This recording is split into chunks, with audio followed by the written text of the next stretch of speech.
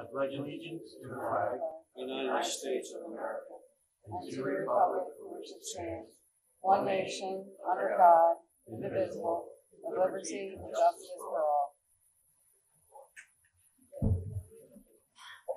Adequate notice of this meeting has been provided pursuant to the New Jersey Open Public Meetings Law by posting a notice of this meeting on the bulletin board in the Municipal building and by faxing notice of this meeting to the Atlantic City Press, Star Ledger, Camden Courier, Atlantic County Record on January the 7th, 2022. Mr. Cheek? Richard, are you there?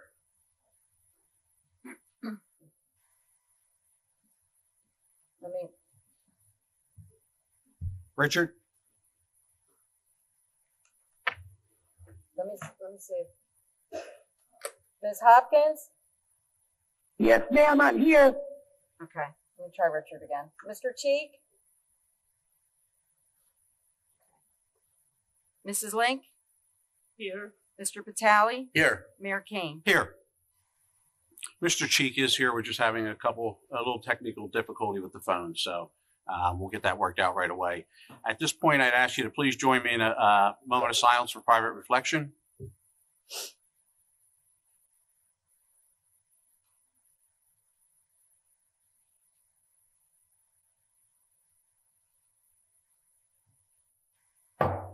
All right, next we'll move on to deletion of late agenda items to be considered for action tonight.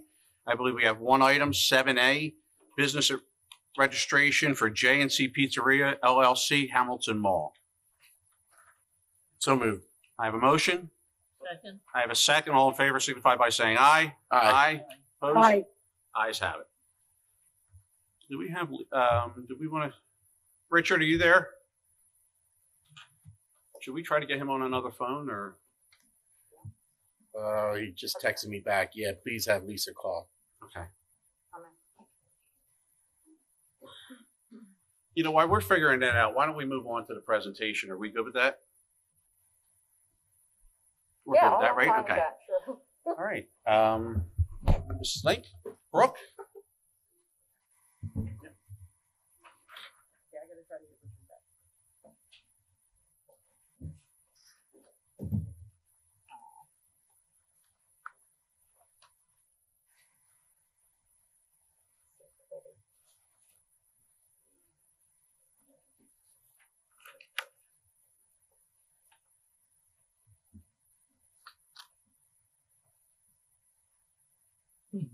Brooke Meisenhelter lived in Mays Landing her entire life. Currently a junior at Oakcrest High School. Am I okay? Can you hear? A 2-year distinguished varsity scholar, earned a cumulative average of 93 or above at the end of each school year. She is a competitive dancer with Miss Marco's Ensemble Arts Studio in Egg Harbor Township. And Brooke currently teaches dance classes at the studio for younger students. In October 2021, won the Miss Shore Resorts Outstanding Team competition, and in June 2022 will compete for the title of Miss New Jersey's Outstanding Team in Atlantic City. Quite an honor. The Outstanding Team competition is a division of the new Miss New Jersey organization for young women under the age of 18. Many Outstanding Team participants go on to compete in the Miss New Jersey or Miss America competition. Brooke's social impact initiative is effects of beauty standards on young women and girls in today's society. I'm going to repeat the same thing, but I'm just going to add a bunch of whereases in. This is a proclamation for Brooke, and it says, whereas Brooke Meisenhelter is a lifelong resident of the Township of Hamilton and a junior at Oakcrest High School, a 2-year distinguished varsity scholar, and a competitive dancer who also teaches dance classes to younger students. And whereas on October 3rd, 2021, Ms. Meisenhelder was crowned Miss Shore Resort 2022, a division of Miss New Jersey pageant, and will represent our area in the Miss New Jersey's Outstanding Teen Competition in June 2022. And whereas Ms. Meisenhelder's social impact initiative is the Effects of Beauty Standards, which focuses on encouraging young women to maintain a positive body image, good health, and self-esteem, even in the face of social pressure, media, and advertising images that promote particular appearance ideals for women. Now, therefore, we, the Township Committee of the Township of Hamilton, County of Atlantic, State of New Jersey, on this day, February 7th, 2022, do hereby honor Brooke Meisenhelder in honor of her remarkable accomplishments. Her achievements are not only a credit to her hard work and dedication, but it's a credit to the support she has received from her family, friends, and teachers, and we would like to wish her success in all her future endeavors.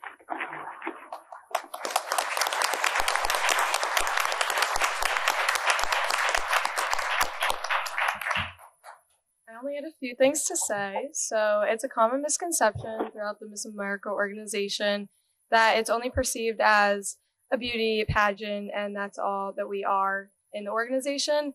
However, that is not true. It's actually a scholarship organization. So anyone in the teen pageant that competes ends up competing for scholarship money to help pay for college or grad school or wherever we continue with our education after high school. And any of the Miss are encouraged to help them get through debt that they have created and piled up through the numerous years of schooling that they have gone through this scholarship opportunity. And it's a great achievement and it's a lot of fun. So thank you.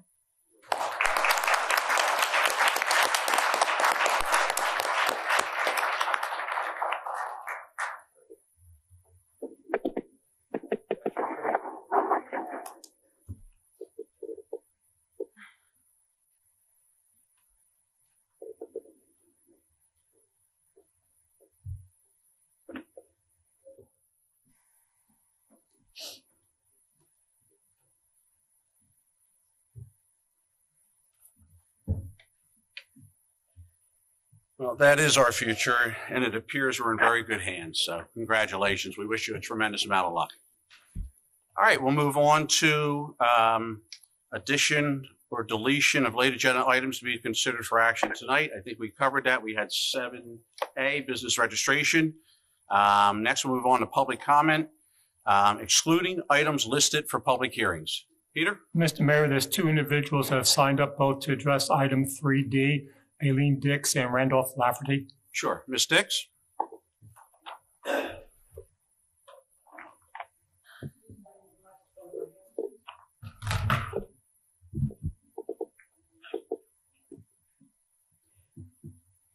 As I did speak to the Industrial Commission on Wednesday, and I come with documentation, I'm not really giving my personal opinion. I'm giving documents as I speak to our rates here on my water bills since I built my house in 1986. I want to start with the point of the language financial analysis.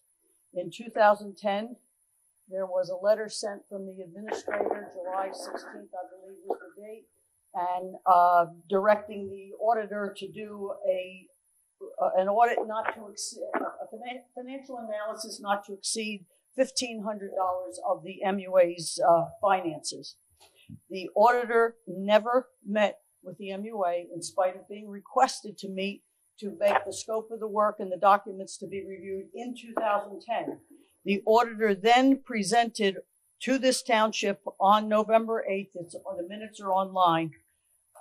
He used in November of 2010, the records he had used were the 2009 audit. We had already closed our fiscal 2010 on August 31st, but he didn't use the current information.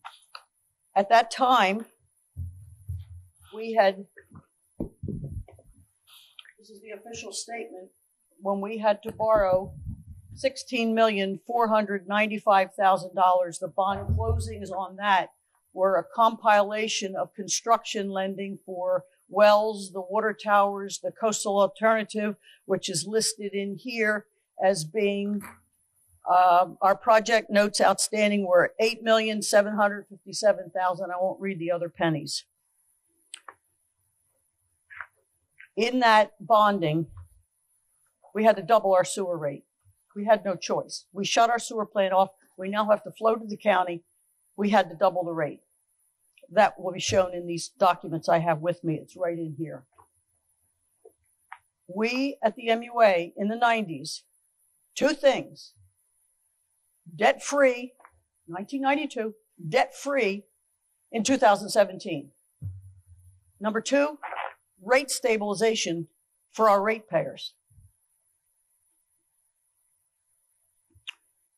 The only money in 20 years borrowed by the MUA, 1992, 2012, the only money borrowed was $250,000 from the Pinelands because the carrot was a $500,000 grant. Here's a $500,000 for free. You just have to take this loan. How could we say no? That $250,000 was paid off on July 17, 2008, when I had returned to the MUA and I was the treasurer. We're back on track to be debt-free in 2017. The rates for water for the regular base rate were $8 a month in 1992. In 2013, which is after I had left the MUA, the water base was now $8.45. The excess rate, which is over the 2,000 gallons allowed in the base, in these bills in 1989, not my favorite year. In 1989, excess water cost you $2 per 1,000 gallons. $2 per 1,000 gallons. In fiscal 2013, which is what? 11 and 12 is 23 years, we held the $2 a thousand. In 2013, it went up to 10 cents more, $2.10. You're saying, so what? The so what is from 2013 with the 10 cents till 2019, 7 budget years, that rate went from $2 to $3.75 a thousand. That's an 87.5% increase in 7 years. Now, why would that have happened? And by the way, the other thing I want to throw out, because I clearly made it very clear at the Industrial Commission, there's something called a fire line. You see those pipes sticking out of buildings. We at the MUA, when the industrial park started building in the early 80s, we had decisions to make. And among the decisions were to keep our rates as low and stable as possible so companies would want to come here and have their business here, because 2 of you and 2 on the phone are business owners. You know about overhead. Stable overhead is what you need. The fire line in the industrial park, if you have a 6-inch fire line, your bill is $71.69 a month. You know what New Jersey American's the fire line rate for New Jersey American last year for a 6-inch same thing fire line, $185 a month. That's the kind of competition we were trying to say, hey, come here, we're the better town to come to. By the way, New Jersey American charges $48.32 per month per fire hydrant. That's what Northfield pays. That's what Egg Harbor Township pays. It's what Summers Point, Linwood, Absecon. It's what they all pay. $48 a month. This town refuses to pay to rent our ratepayer-owned fire hydrants. All 459 of them. It's almost $250,000. Isn't that an interesting number? Now let's switch over to this other page. Give me 1 second to pull the page. When I said about borrowing money, this is a page out of the audit from 2017. In 2015, the MUA from when I left in 2012. By 2015, they owed the state of New Jersey $5,538,844 that they borrowed in those 3 years. Nothing for 20 except $250,000. This is what you've had to borrow. Here's the fire line number. These are the rates that I just quoted. There should be one more. The last paper. Now let's talk about why this all happened. The township demanded money starting in 2008. The first check from the MUA to the township was $18,000. It was October of 2008. In 2009, your demand, $258,000. 2010, $250,000. Again in 2011 and 12, 2013, $225,000. I'm not going to read the rest of these numbers. The grand total as of last October, you have sucked right out of the ratepayers $2,930,887. Are you wondering why the MUA is borrowing money and paying you $3 million? They have repairs, maintenance, ongoing replacements. The sewer system goes back to 1967. The original water pipes, some of them that are now being removed, maybe are from like 1930. We are on top of things. We are doing the very best for our owners, which are the ratepayers, not the taxpayers. We're the ratepayers. That's our business. You taxpayers, me too, we own the industrial park, and we want what's best for the park. We want what's best for the ratepayers. And this mysterious financial analysis, when really the issue seems to be the MUA didn't stop doing the maintenance and keeping the system flowing for public health in a snowstorm. We should have been plowing your roads. Well, maybe they were plowing the pump stations. Maybe they were plowing the 5 operating wells and the 3 standpipes that keep that fire pressure available for you and can fuel those fire lines if needed. I think I've said enough. I think there's other people that maybe would like to speak, but I've tried to bring documents to prove what I've had to say. Here's all the bills. As I said, you got to stop picking on the MUA. We do the best for you. And I just can't believe we have to go down this path again. But I told him on Wednesday night, not Wednesday night, January 10th, this is a nuclear bomb on us. Now you're going to get whatever you get back. So just be aware, because this isn't going to stop now. There's too many people upset. We have worked our hearts out. We deserve better. We demand it. Any questions of Ms. Dix? Ms. Dix, I have a question. Only because my memory's not as good as yours. What years were you on Township Committee? 2012, 13, and 2011, 2012, 13, and 14. So in 2000, Wait 1 second. so what you just said was 2012, 13, and 14. So in 2012, 2013, and 2014, did you vote to accept money from the township, from the MUA in the amounts that you just spoke of? I had nothing to do with the township budget. I was not allowed to talk to anybody except the administrator. So I did not know what you were doing because I was here and squirreled away in the room. Okay, you did. Okay, so in 2012 and 2013 and 2014, did you vote for the budget that was adopted that year? I voted for the budget after I saw the presentation by the administrator in this room when all these taxpayers got to see it at the same time. All right, so I'm led to believe up here, and the other night at the Industrial Commission, you called yourself Professor Dix, if I recall. I was teasing. I know, but again, I respect your knowledge, and you have a vast knowledge. So with that knowledge that you have and all the stats that you just spoke of, when you voted in 2012, 2013, and 2014 for the municipal budget, did you know that there was monies at $240,000, $250,000 in there from the MUA? You would have to look at your budget revenue list that you presented for me to know whether that answer is true or not. I don't know right now. You don't know that money was in that budget. With all the That's what knowledge I just you have said. and all That's the what I just said. stats you have. This you is didn't know that MUA the information. sent This us is not my township budget 2,000 agendas. Okay, I'll take you at your word then. I find that very hard to believe, Ms. Dix, that you And didn't you're know that telling the me you MUA didn't gave know us I wasn't allowed to talk to 240, anybody? 250, and 260. I'm the only township committee person in history that was told you can't talk to anybody but the administrator. You really want to go down that road, Charles?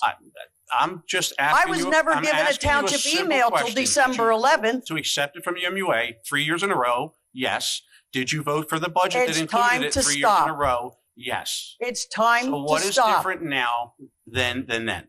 You Because have you cite you your have rate in driven them 1990. into debt. What was a loaf of bread in 1990? It was 70 cents. A loaf of bread today is in excess of $5. That's an 87% increase. You're talking about the same thing. Unfortunately, prices go up. Prices don't have to go up when you have more houses and more commercial ratables coming in and paying a water bill. We built our budget revenues through increased users, not increased rates. Okay, but so what has been the expansion on the MUA in those 10 years? Because if you look at the consensus, What we only 10 grew years? by less than 1,000 people since the last census. So, I mean, I don't know what the growth of the MUA has been. So I don't know what you're citing. You're saying that you're building it on the growth. I don't know that the MUA has any more than 7,000 customers, which it had 10 years ago. So I don't see the growth. I see the maintenance of it. Now, again, that's what part of this is to educate all of us on exactly what happens on a daily basis. And if there are any savings in shared services and agreements with other government to reduce the size of government to help all the taxpayers, not just the ratepayers of the MUA. The shared services cannot be such a one-way street from the MUA as has existed for so long. We can store our records in your moldy basement, but we'll pay you a fee. That's not a shared service. A shared service is we do something for you and you do something for us. Charging us a fee to go into a moldy basement is no. Giving us a dumpster at operations and charging us $45 a month, that's not a shared service. Okay. And I could keep you. How about the great big truck that's sitting out in the weather down at the Atlantic Avenue site that we paid, the ratepayers paid about $250,000 for that jet Vector truck. And this town managed to get the MUA to give it to them worth at least $100,000. You got it. You didn't give us $100,000 for it. You didn't buy it from us. Right. You gave us a piece of junk that you were going to put up for scrap. And it was worth $20,000 on a trade-in on our new truck. Obviously, Aileen, I was not party to that transaction. I don't believe any of us up here were. So we don't have knowledge of what you're talking about. But the deal at the governing body at that time and the MUA administration thought that was a good deal. Ask him. What? Ask him what? Ask Brett Knoll. Does he have the MUA's jet Vector truck? I know he has it, but I'm saying you don't know how we got You're it. citing a deal, and we don't have the knowledge of how that deal happened. And Well, maybe you should ask some questions. Well, Maybe you should ask him questions. And again, that's what I am doing. I am asking questions. I am asking questions to evaluate it to see if smaller government and sharing services will benefit the entire tax base of this township, not just the MUA ratepayers. That's what I'm doing.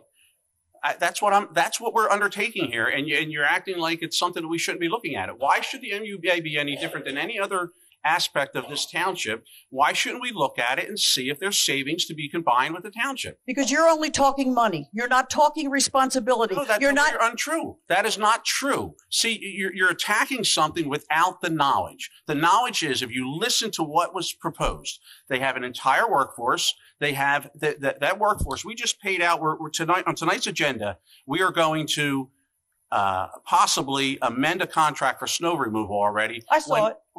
Well, maybe sharing services and employees and workforce, it benefits the employees at the MUA and it saves the township money. Now, wouldn't that be a good thing? It's a great idea. Now let's negotiate right Thank here, you. I right appreciate now, you agreeing with me. A harmless agreement where the Township of Hamilton will hold harmless the HTMUA, all of its officers, directors, and employees for any eventuality that comes from fines or damages from the DEP because their workers were not on duty.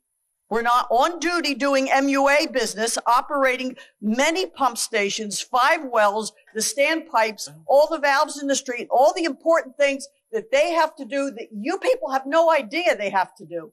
You know you have to maintain a motor vehicle. Well, all of this is motor vehicles too. They just don't happen to have wheels on them. So why are you against us undertaking the exercise of understanding all that? Then set up a joint meeting with the Township Committee and the MUA Board like we used to have joint meetings periodically, and let's have questions and answers right out in the open and let all the ratepayers and all the taxpayers who care come and sit and listen to your questions and their answers, their questions of you. And Ms. Dix, and see, and I appreciate you coming up to the microphone now because we're getting somewhere. We are going to do that. We formed a subcommittee, which we are waiting on prices from independent auditors, which we have tonight to discuss. Once we start that process, we will start a subcommittee. We will gather all the information, and then the information will be brought back, and there will be a public forum in which it can be discussed to find out if it makes sense. It may not make sense, and if it does not make sense, then we don't move in that direction. You need more than an auditor. What do they call it? The bean counter? No, we don't need, you need people of skills to know how to operate a water and sewer system. You have a young lady in the back of the room who has been picked by the MUA to be on a subcommittee. You have 2 members of this committee that have been picked to be on a subcommittee, and you have multiple residents and ratepayers that have been picked to be on a subcommittee. That will all happen. We're trying to make something out of something that hasn't happened yet. That we found out 10 years ago the savings was $265,000. I said that from this. We have an auditor's report that shows that.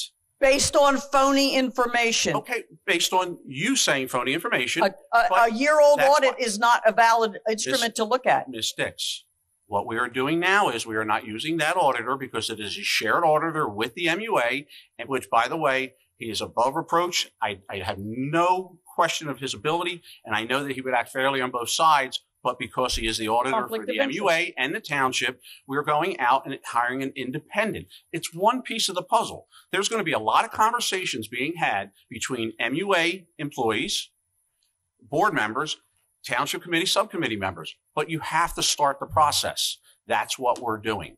And in order to start that process, I filed a letter here on January 12th, and I have not gotten a formal written response regarding clarifying who has a conflict of interest and whether everybody who has a conflict understands. And I'm going in total.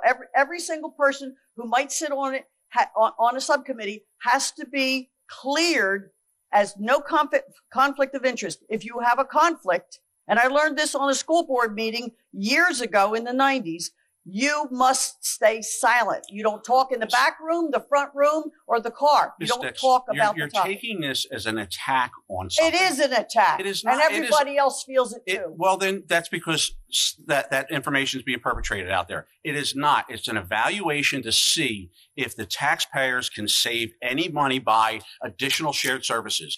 I don't know if you've seen this, but over the last decade, the entire focus has been to minimize government, to make it more efficient for the taxpayers and less expensive for the taxpayers. That's all we're doing. And you've done that by paying down the township's debt while you've driven the MUA over $5 million in debt instead of being debt free. Hold on. Hamilton Township has not done that. That is a formula that is handed down by the state that is for each municipality that has MUA. There's a reason why they have a formula. All we do is follow that formula.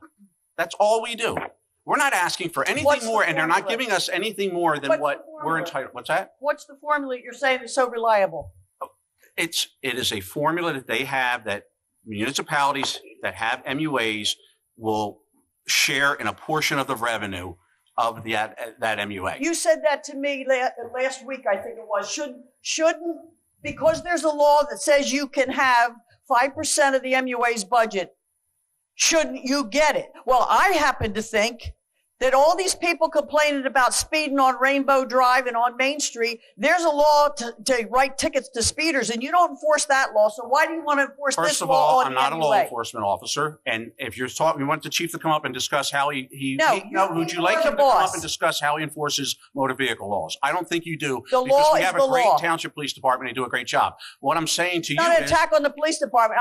I just use that law as an example. And by the way, Main Street, if you do, whether or not, and I know you're all over Facebook, Main Street, we did just address the traffic problem, and we put up 2 lit signs that are solar paneled to show the speed of motorists, myself included. I was driving down Main Street the other day. I saw the sign. I was going 33 miles an hour. I dropped my speed to 25 miles an hour. So when you're asking me, why am I not addressing those things? We are addressing them as a township committee. But because you have a passion for the MUA, I'm supposed to not look at the MUA. Well, that don't sit well with me. So we are undertaking the process of providing the majority of the members up here want to do that. If they do not, I'm moving on to the next thing to try to save money for the taxpayers of this town. Period. Amen. While you're doing that, just make sure you find out what are the duties by NJDEP for the operations staff of the MUA. I have never seen the MUA people sitting at a picnic table at the Cove, and we've talked about that before. And first of all, and I want to make sure that anybody from the MUA, I have never accused an MUA member of ever not doing their job. So I don't know what you're referring to about that. If you're picking on Brett's public work employees, well, maybe you shouldn't do that from the microphone unless you have a specific instance you want to bring up, okay? But you have any other comments, Ms. Dix? No, thank you. Okay. Mr. Lafferty?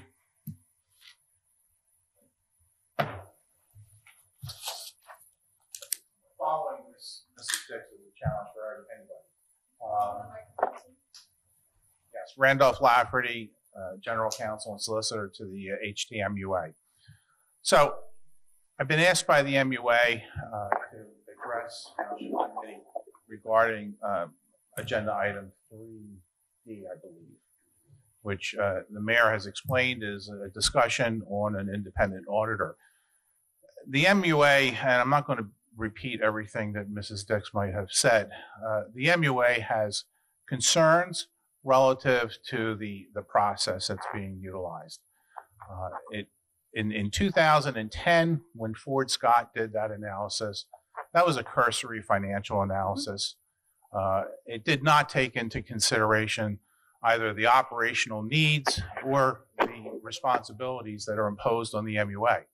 The MUA has previously written to the township designating Mrs. Nichols as their representative. They have not gotten a response that Mrs. Nichols is acceptable. The MUA, since this process began, has not been asked for one piece of information relative to the operation of the organization. The MUA has operated for decades in an efficient and productive manner, providing cost-effective service to the community. The employees are dedicated employees who have dedicated their careers to serving this community. What we're concerned about is that this financial analysis is going to be yet another superficial financial analysis that's going to be result-driven, and the concern is that it's not going to take into consideration what really is at issue, which is the operation of our sewer and water system. So the MUA is willing to work with the township in a collaborative manner. In fact, they do. I believe that with Public Works, and Mr. Knoll can correct me if I'm wrong, we already share services on a regular basis. So, and it does go both ways at times. Right. So those programs are already in place, but to propagate a superficial analysis to obtain a result is not in the best interest of either the ratepayer or the taxpayer. So that's our concern. Your words are superficial. Our words are not superficial. Our words are the time that it's taken, and I apologize to the MUA chair sitting here. As you know, my mother had an emergency craniotomy. She did reach out to me. I did not respond to her because, and all she did was reach out to me to say that Ms. Nichols was picked, which I think is an excellent choice. But we were waiting to find out because auditors, unfortunately, that specialize in this are very busy because they also specialize in school boards. And we had to go through and find and narrow down a specific auditor in order, or several now. We have 2 this evening that we can pick from in order to do this properly. That's what the time constraint has been. So once, if we take action tonight, we may or may not, then the process will start. But we had to get to that. We have to line everything up before we can just start having meetings. There's no sense in having a meeting until we have a direction to go in. Well, my last comment would be, let's just not waste taxpayer money on a superficial analysis like was done in 2010. Well, and again, Randy, I don't know in 2010, I don't recall why action wasn't taken. I mean, at that point, they realized a $265,000 savings. I don't know why it wasn't, why we didn't look at things and say, okay, well, why didn't we try to save that? If we would have saved it in 2010 to $265,000 and we could have saved that annually, Ms. Dix's, the comment that she made, that money would have been paid for by the savings. So I don't know why we didn't take advantage of it. But looking at the audit and looking at, the information presented, we're going to go ahead and just conduct a comprehensive audit and see if it makes sense. It may not make sense. Maybe the savings aren't there. Maybe, the combination of workforce between the township and MUA doesn't work. Maybe it does. Maybe we save $50,000 and it goes into employees at the MUA pockets instead of outside companies when we're plowing snow and stuff of that nature this time of year. Because again, we've already overrode our budget for that. But it requires more than simply an analysis of numbers. You have to look at capacity. I believe we had a time when we shared an executive director and a director of public works. And it turned out that didn't work out because of the demands on the job. I think that's the job. I think that financial analysis is the job of the auditor, and then the job of finding the efficiencies and whether or not there are other things that can work and work properly is the job of the subcommittee. But I don't understand why people are up in arms at trying to save the township money. I just don't understand. I don't think that's their concern. The concern is that they don't want to see a well-run utility that has provided service for decades dismantled in some fashion. Now, see, that confuses me because Ms. Dix brought up the New Jersey American Water Company. It's never been brought up from this dais. But I got to tell you, you got 7,000 residents on the city water and sewer, give or take. And Mr. Shanker, how many residents is it? 20,000. Okay. All right. So it's 7,000 households, is it not? Yes. Right. So it is. It's 20,000 residents. Mr. Mayor, if I may, Please. could you please make sure everyone speaks into the microphone? It is very, very difficult to hear. Yes. That's Mr. Cheek and Ms. Hopkins are on the phone, so please make sure you talk directly into the microphone.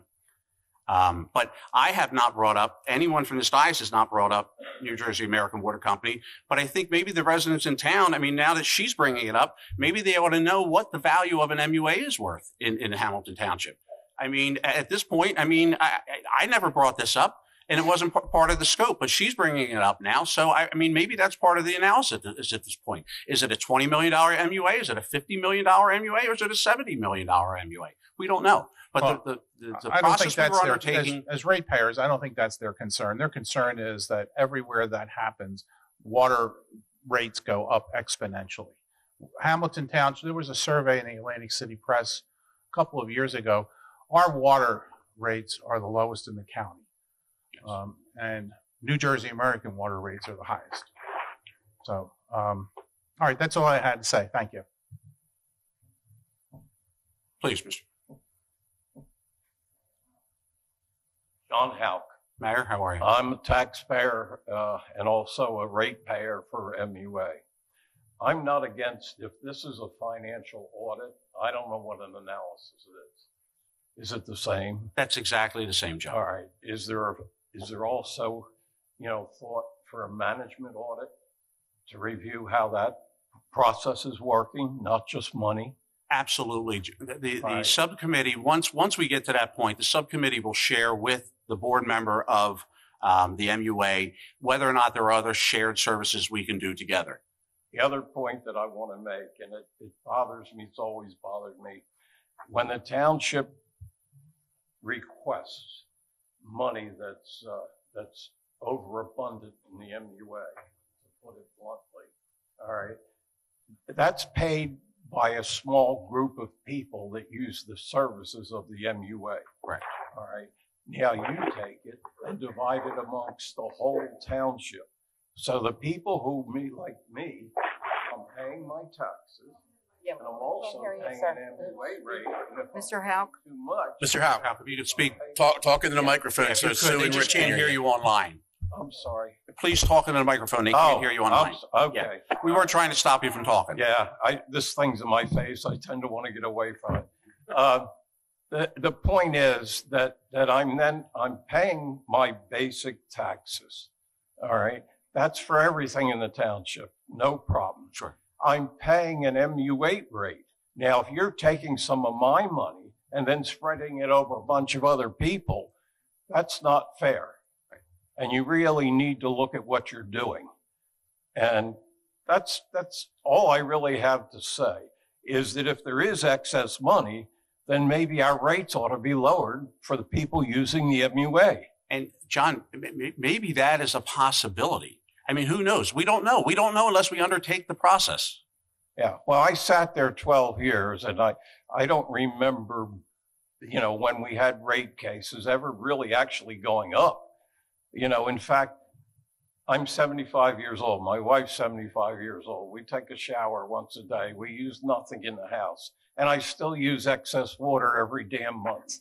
So I think there's something wrong there. Got to wash that hair. So thank you for your time. Appreciate your comments. Ms. Dix, please. Mr. Nelson.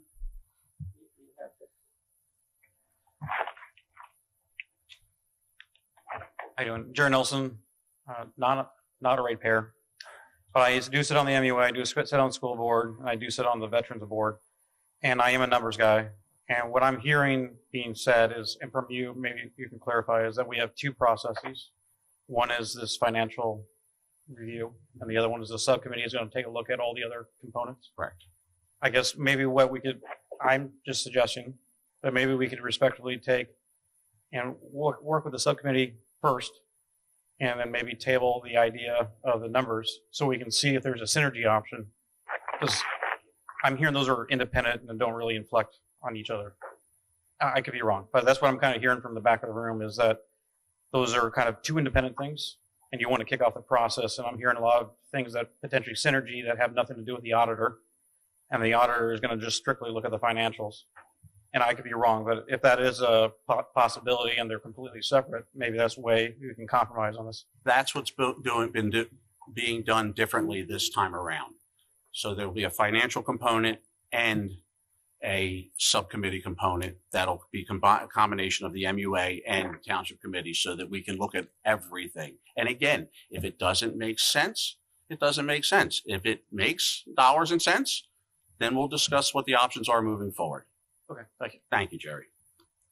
Is there anyone else that wants to speak on this subject? All right, hearing none, we will move on to discussions. Formal action may be taken. First, we'll go with A, street vacations. Township Committee, there's 2 street vacations pending that we got requests from residents. They've been reviewed by staff, and it's our recommendation that we go forward and vacate these streets at a subsequent meeting. In your package, you had some maps showing the location of it. The adjacent property owners have no objections to the road being vacated. Committee, you have copies in your packets. These are something we come across a lot. They were on hold for a while. They're back on. They've been administratively reviewed. What is your pleasure? Sue, Richard, can you hear us? Yes. Okay, we are on A, the street vacations for Columbia and 6th Street. Do they have to be taken separately? No, we didn't draft the ordinance for the street vacation. I just wanted to make sure I had consensus that you want to go forward with them before I prepare an ordinance. Why don't we just, is there any questions or comments from committee? Hearing none, I suggest we just take a voice vote on this, whether we should move forward or not with preparing the resolutions. Yes. Yes. I would say move forward. I'm a yes. Ms. Hopkins? Yep, I move forward. Okay. All right. There you go, Mr. Miller. We good? Okay, we're good. All right. We'll move on to B, with 3B, which is a fee ordinance. Peter, you want to give us a little background? Yes. The township has been collecting fees on land help application, more like an escrow fee, and on street vacations, but there's no ordinance which actually established those fees. I think the prior clerk may have picked a number which covered the costs of publication and recording them. My discussions with the current township clerk is we felt that was appropriate to establish a number. Rita recommended that these numbers are reasonable to process the application as publications evolve. There's recording of the street vacation, recording of the land sales. Land sales also comes with a deed preparation by the solicitor. And we think that these fees would be reasonable to cover our expenses to process these applications. Committee? Richard, Sue, questions, comments? I think these prices are fair, and now it could be established in concrete. Since we do have a sample, do you want to take action on this? Yes, if you're inclined, I'd like you to move the ordinance to introduce it. I'll consider a motion to move the ordinance. So moved. I have a motion. Second. I have a second. I have a motion and a second. Rita, could we get a roll call, please? Mr. Cheek? Mr. Cheek? Abstain. We're introducing the ordinance. Did He you said say yes? abstain. Abstain. Ms. Hopkins? Yes. Mrs. Link? Yes. Mr. Patali? Yes. Mayor Kane? Yes. All yes and introduced. As long as I can get this to the newspaper, we'll have the public hearing February 22nd. And it will be ordinance 1980-2022.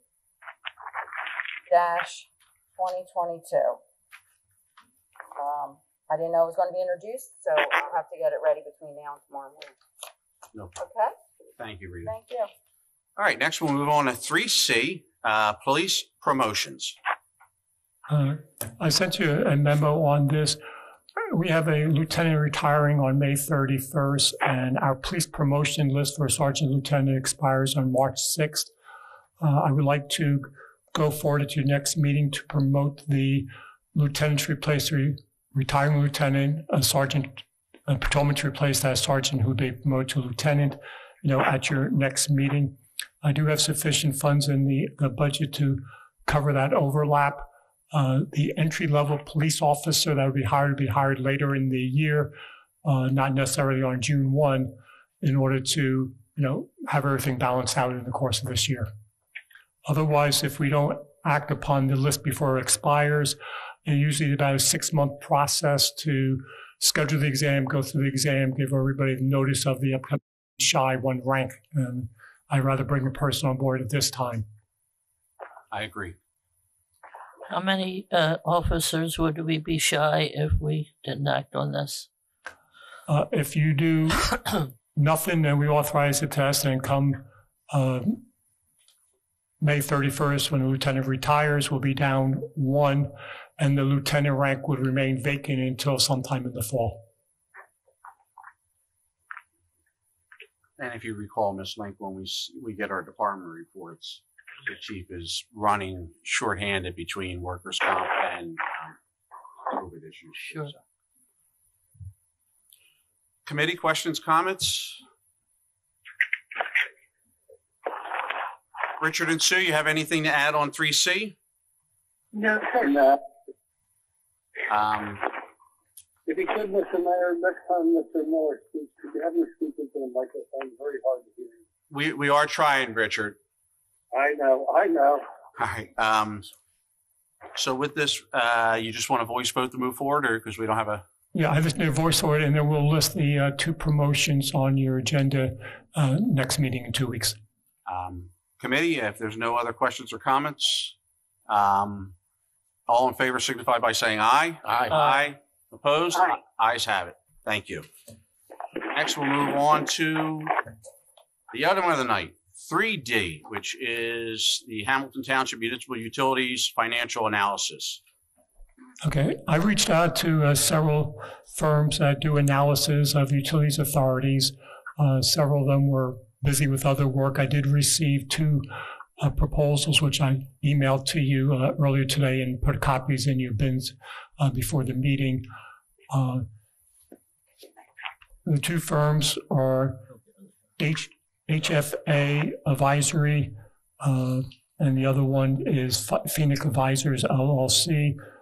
The price submitted by HFA is $10,000, and the one by Phoenix Advisor is $12,500.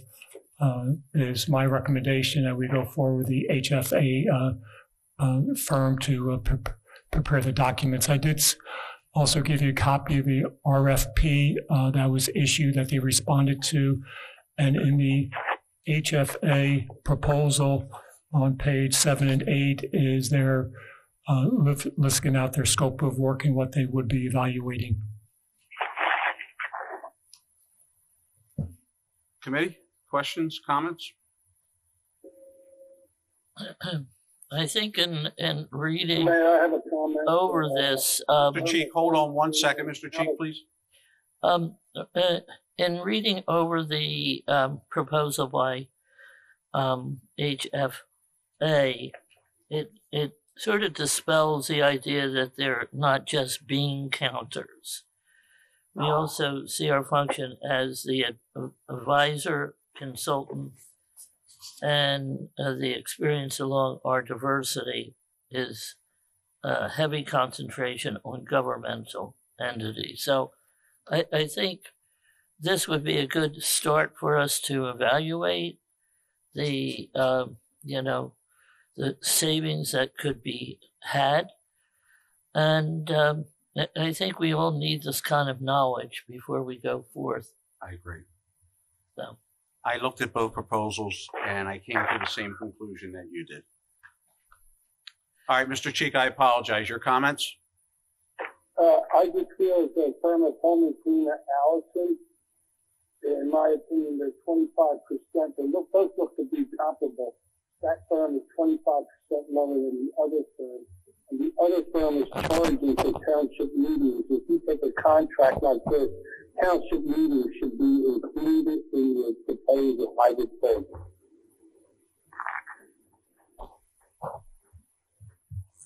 Richard, I apologize. We got portions of that.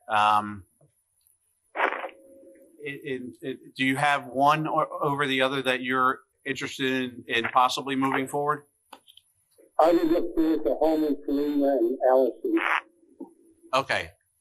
Thank you. Ms. Hopkins, you have any comments? I concur with Mr. Cheeks. Mr. Patali? I just wanted, so that everybody kind of understands what's going on, to dispel some rumors or make sure everybody knows what's being asked of these companies.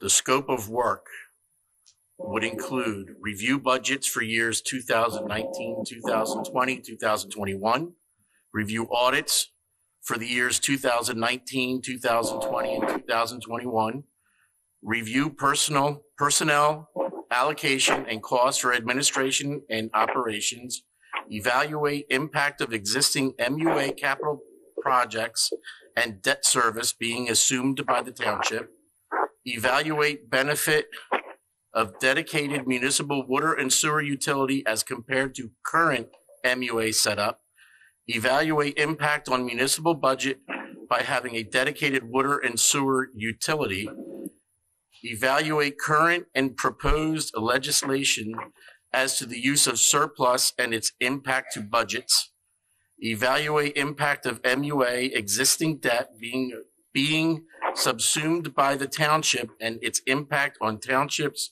future borrowing ability, evaluate benefit of consolidation of services, what existing township staff would be able to add to their workload and what additional personnel may be needed, as in CFO handles financials, tax collector billing, and billing and collecting water and sewer, human resources handling all personnel functions, IT handling computer software and hardware, public works maintaining water and sewer infrastructure, etc.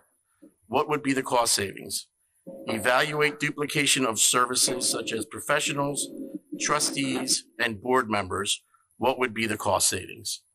So that everybody understands what it is that these two companies that gave proposals are being asked to do.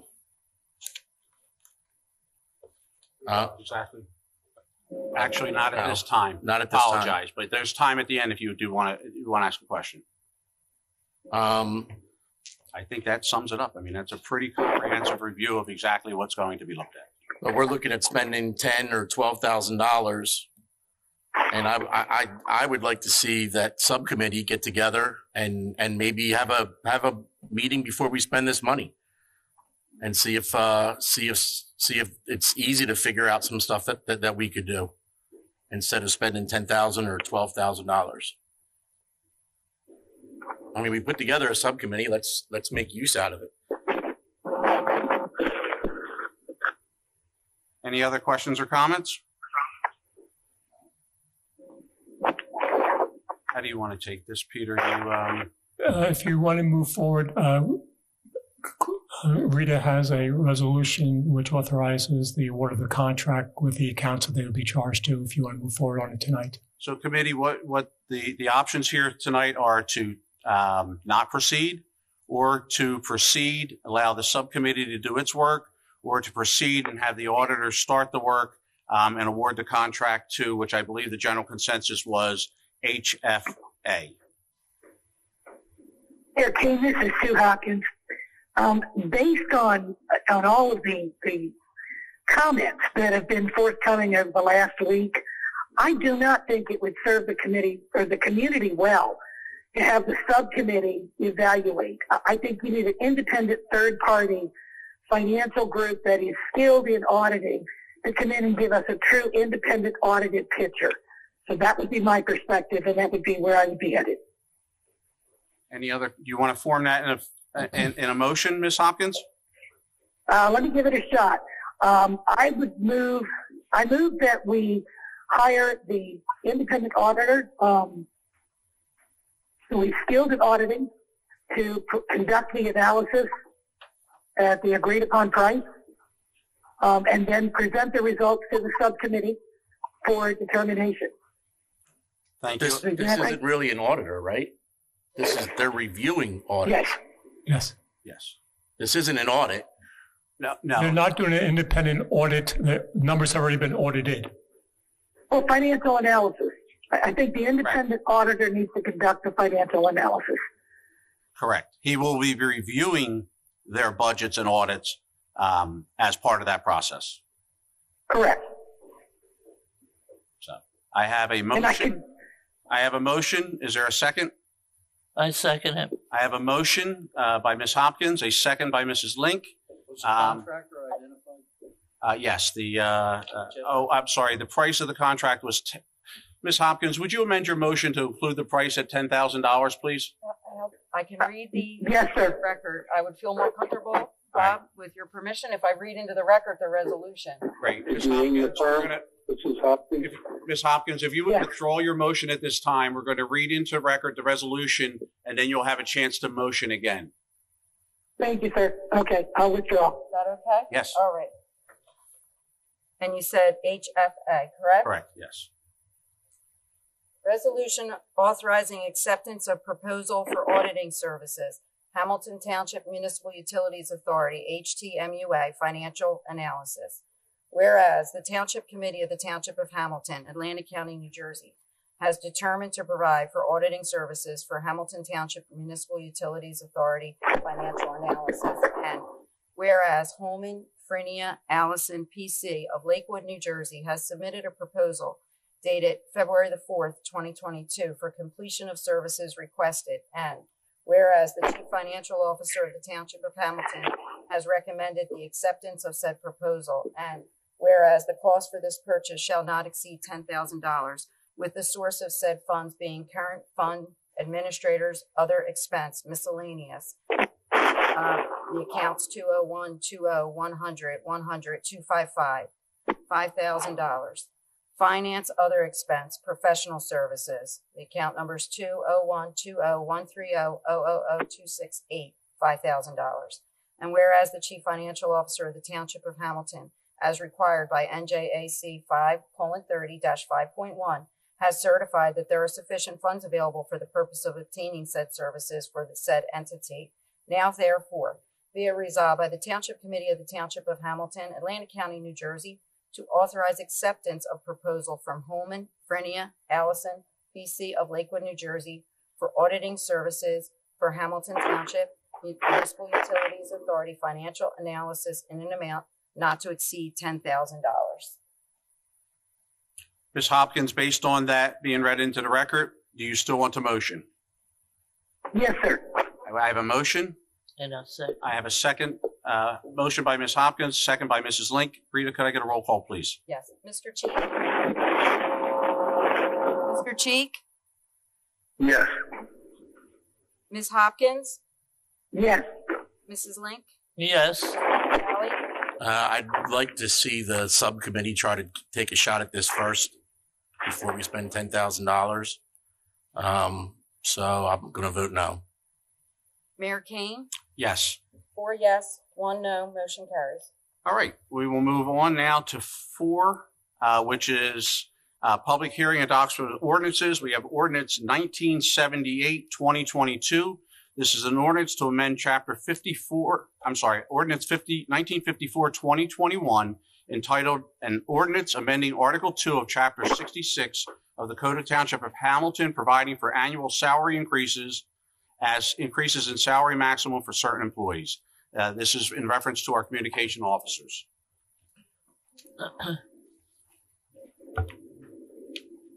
I'll move ordinance 1978-2022. I have a motion. 1 minute. Oh, I'm sorry. It is a public hearing. You want to motion to open a public hearing? This is a public hearing. Is there anyone in the public that wishes to speak on this ordinance? Hearing none, I'll enter. Oh. My name's Kevin Yacarino. Don't wear a suit. Didn't go to college. Mr. Miller, you said you reached out to a couple companies, but they're too busy. Hold on. I'm sorry. No, Maybe it's misunderstood. We're public comment will come at the end. Are you referring to the salary maximum? Oh, I'm just willy-nilling it like you guys. No. Oh, no, yeah, I know. I'll call you Oh, up yeah, in yeah, just a I get it. Okay. Public comment. Yes. I got you. All right. So, hearing no one in the public, I'll entertain a motion to close the public portion. So moved. I have a motion. Second. I have a second. All in favor signify by saying aye. Aye. Opposed? Aye. Ayes have it. All right. With that being said, go ahead, Peter, please. Pretty much self-explanatory, but. The ordinance to be introduced is the creation of the captain's position and the deletion of 1 police lieutenant. No, this is the communication officer raising it to 19 per hour. It's the. I thought that's what you just held your public hearing on. Yeah, but they didn't vote on the ordinance yet. Oh, I'm sorry.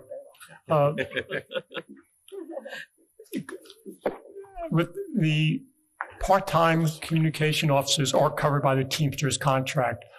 They received a 2.25% raise on January 1 of 2022. A senior part-timer, that raise would have put the person above the current ceiling of $18 and put it up at $18.27. I recommended $19 because next year's contract has another 2.25% that will bring up to $18.64. So by raising the maximum $18, $19, you cover the next couple of years with that one individual. Committee, questions or comments? Yes, sir. 78-2022. All right, I have a motion by Mr. Patali. Second. Second by Mrs. Link. Rita, could I get a roll call? Actually. Yeah. Roll call, please. Mr. Cheek? Yes. Ms. Hopkins? Yes. Mrs. Link? Yes. Mr. Patali? Yes. Mayor Kane? Yes. All yes and adopted. I don't think so. 5. Next, we'll move on to 5A, introduction of ordinance, public hearing to be held February 22nd, 2022. This is ordinance 1979-2022, an ordinance amending Exhibit A, Section 1, Article 2 of Chapter 66 of the Code of the Township of Hamilton, providing for the maximum numbers of employees. This is specifically, we are not increasing headcount. We are moving 1 lieutenant to a captain's position. So we will not be increasing headcount, but we still have to go through this process.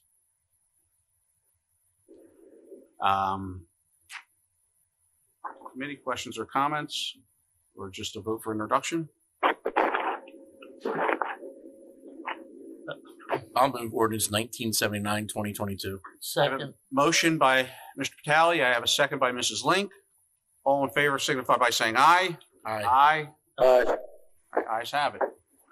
Next, we'll move on to 6A. This is awards, bids, contracts, and change orders. A, resolution approving change order number 1, snow plowing services bid 2021-09, Warreners Construction, Inc. for an additional amount of $50,000, total amount not to exceed $100,000 for the period 11/1/21 through 4/30 of 22.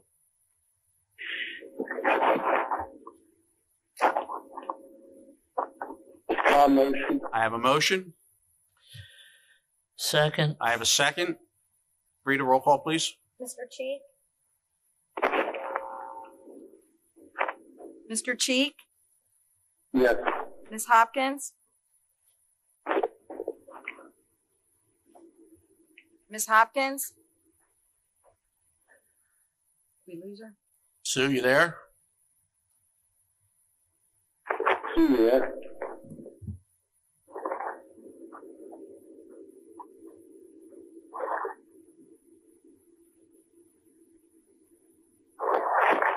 We want to try to get her back on a cell phone or something? Let me, I can pass and come back to her. All right, we're going to count that as. I'm here. Can you hear me? Yes, hi, Sue. We're voting. I'm sorry. We're Yes, voting I on had it on 6. mute because I didn't want the background noise, but yes, We're waiting I voted yes. on 6A. Okay. Ms. Hopkins. Yes, was a I'm sorry. yes. Mrs. Link? Yes. Mr. Vitale? Yes. Mayor Kane? Yes. All yes and carry. All right, next we'll move on to, sure.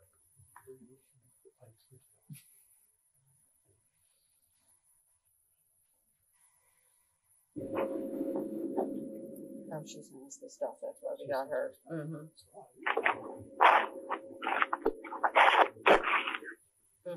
Okay. Now?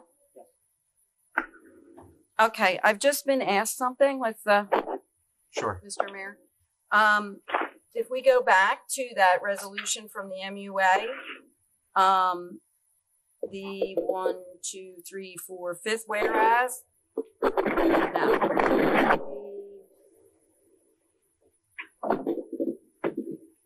Trying to think where it is. Okay, sorry. The 3rd whereas down, as it was written, because we did receive the information from the Chief Financial Officer, where the Chief Financial Officer of the Township of Hamilton has recommended the acceptance, we're going to switch that out to whereas the interim Township Administrator of the Township of Hamilton. So, if that makes a difference. Ms. Hopkins, would you amend your motion with those changes, please? Yeah, but I had trouble hearing. Can we tell them again, say it again, please? Yes, on that resolution that I read, the Chief Financial Officer did not make the recommendation. The interim administrator did. If that makes a difference to your vote or to your motion, please let me know now.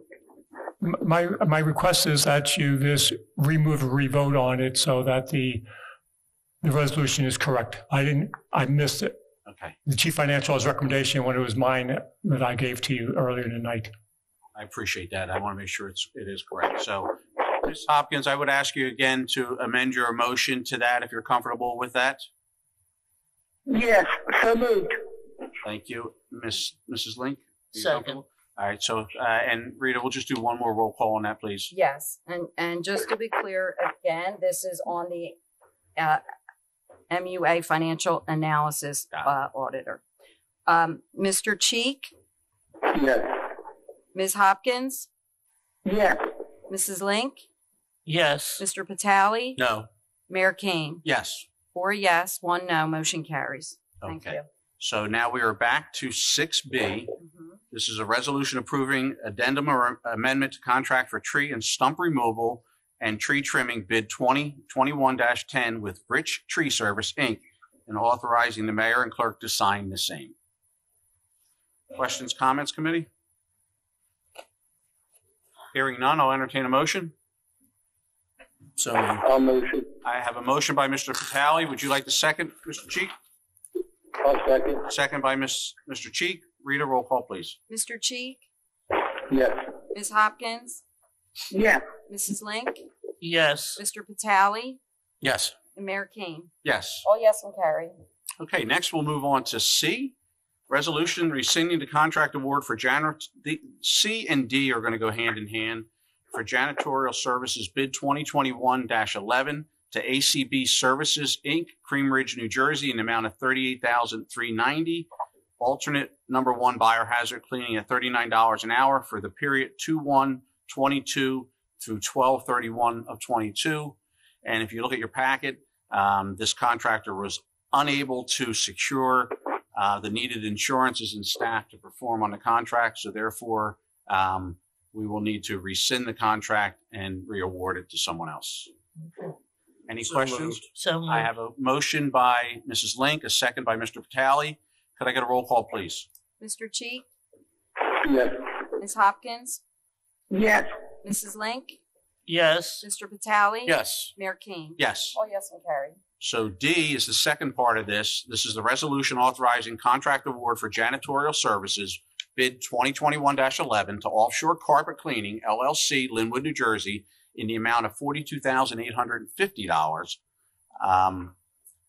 Alternate number one biohazard cleaning at $189 per visit for the period 2/1/22 through 12/31/22. Questions, comments, motion? So moved. Motion by Mrs. Link, Second. second by Mr. Vitale. Rita, could I get a roll call, please? Mr. Cheek, Mr. Cheek, Yes. Ms. Hopkins, Yes.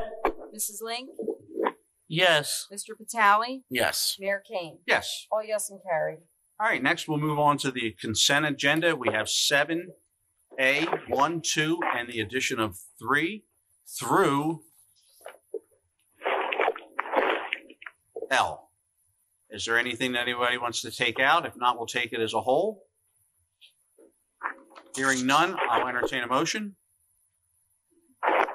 I'll motion. I have a motion by Mr. Cheek, second by Mr. Vitale. All in favor signify by saying aye. Aye. Aye. Aye. Ayes have it. Moving on, we're going to move on to 8, personnel.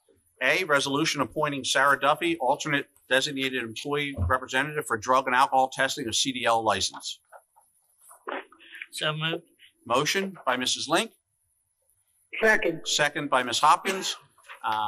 Rita, roll call, please. Mr. Cheek,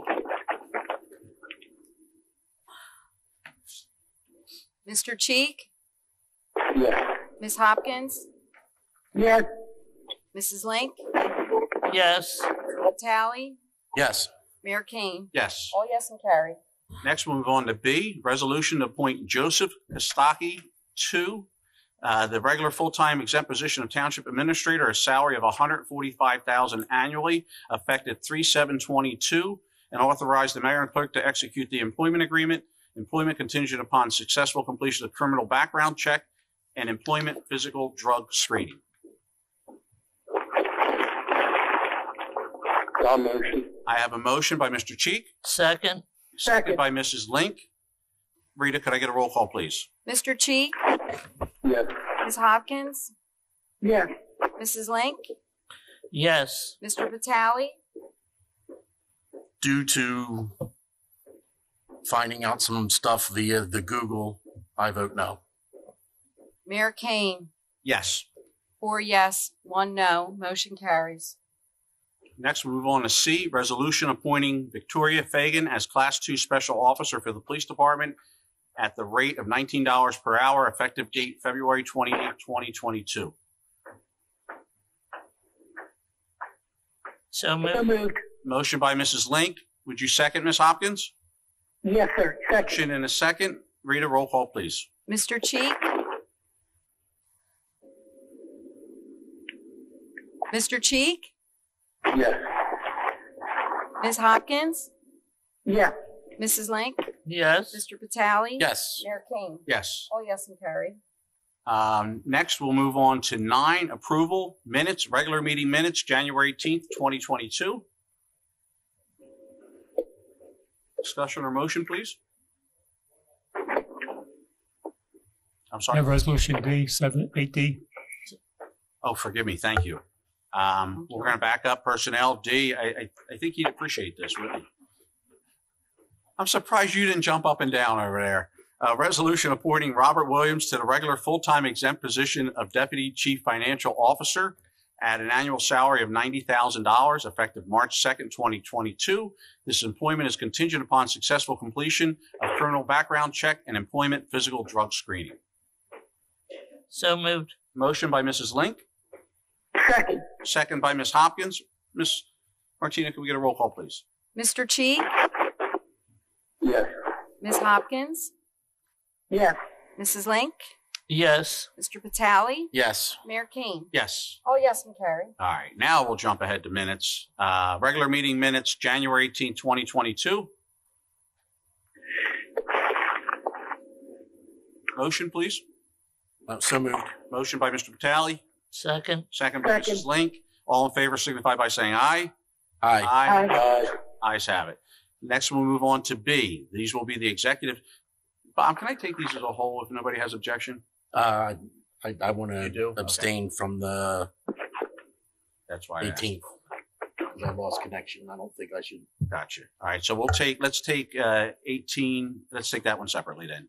Minutes, executive session minutes, January 18th, 2022. So moved. I have a motion by Mrs. Link. Second. Second by Ms. Hopkins. Rita, roll call on this, please. Mr. Cheek, Yes. Ms. Hopkins, Yes. Mrs. Link, Yes. Mr. Patali, Abstain. Mayor Kane. Yes. 4 yes, 1 abstention. Motion carries. Does anyone have an issue with C, D, E, and F? No. If not, I will entertain a motion to approve the executive session meeting minutes for C, January 12th, 2022, D, January 12th, 2022, E, January 13th, 2022, and F, January 13th, 2022. So moved. Motion by Mrs. Link, second by Mr. Patali. Rita, roll call, please. Mr. Cheek, Yes. Ms. Hopkins, Yes. Mrs. Link, Yes. Mr. Patali, Only 2 meetings a month, right? Yes. Mayor Kane. Yes. All yes and carry. How gullible we are, right? G, bill list total, $4,845,951.38. Can we remove R.E. Pearson materials and vote on that second on page 22 What's the separately? value? What's that? What's the value of the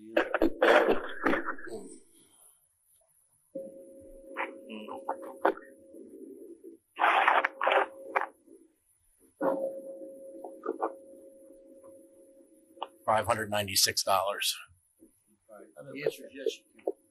So I'll entertain a motion with removing R.E. Pearson's payment of $596, please. So moved. I have a motion by Mr. Patali. Second. Second by Mrs. Link. Rita, roll call, please. Mr. Cheek, Yes. Ms. Hopkins, I'm confused. Can I ask why we have to remove it? I work for R.E. Pearson Materials. He feels that maybe there's a conflict and he doesn't want to approve it. I understand. Thank you. So yes, I would agree. Mrs. Link, Yes. Mr. Patali, Yes. Mayor Kane. Yes. All right. So now we'll move on to approving R.E. Pearson Materials, Inc. It's 21-01637, road patch material for $596.40. Entertain a motion. I'll motion. Motion by Mr. Cheek, I'll second. second by Ms. Hopkins. Rita, roll call, please. Mr. Cheek, Yes. Hopkins, Yes. Mrs. Link, Yes. Mr. Patali, Abstain. Mayor Kane.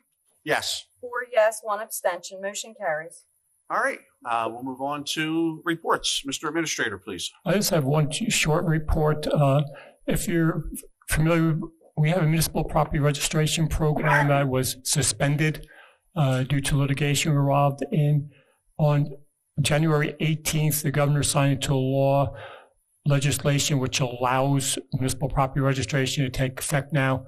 I've been in contact with John Lamy at the Atlantic County Improvement Authority, and they're working on amendments so that we can put our program back in place.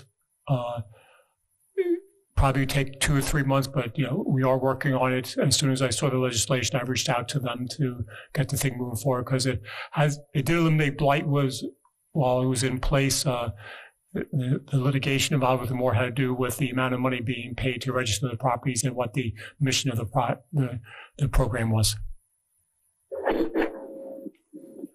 That's all I have for tonight, Mayor. You got it. All right. Mr. Solicitor. Just to follow up on that, I have a conference call tomorrow with the solicitors of the other townships involved and the JIF attorney. So I plan on reporting back probably an executive session at the next meeting.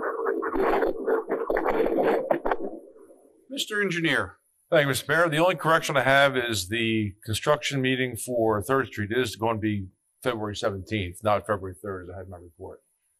The meeting there was actually one for one of our site plan applications for the Columbia Care, which had a pre-construction meeting.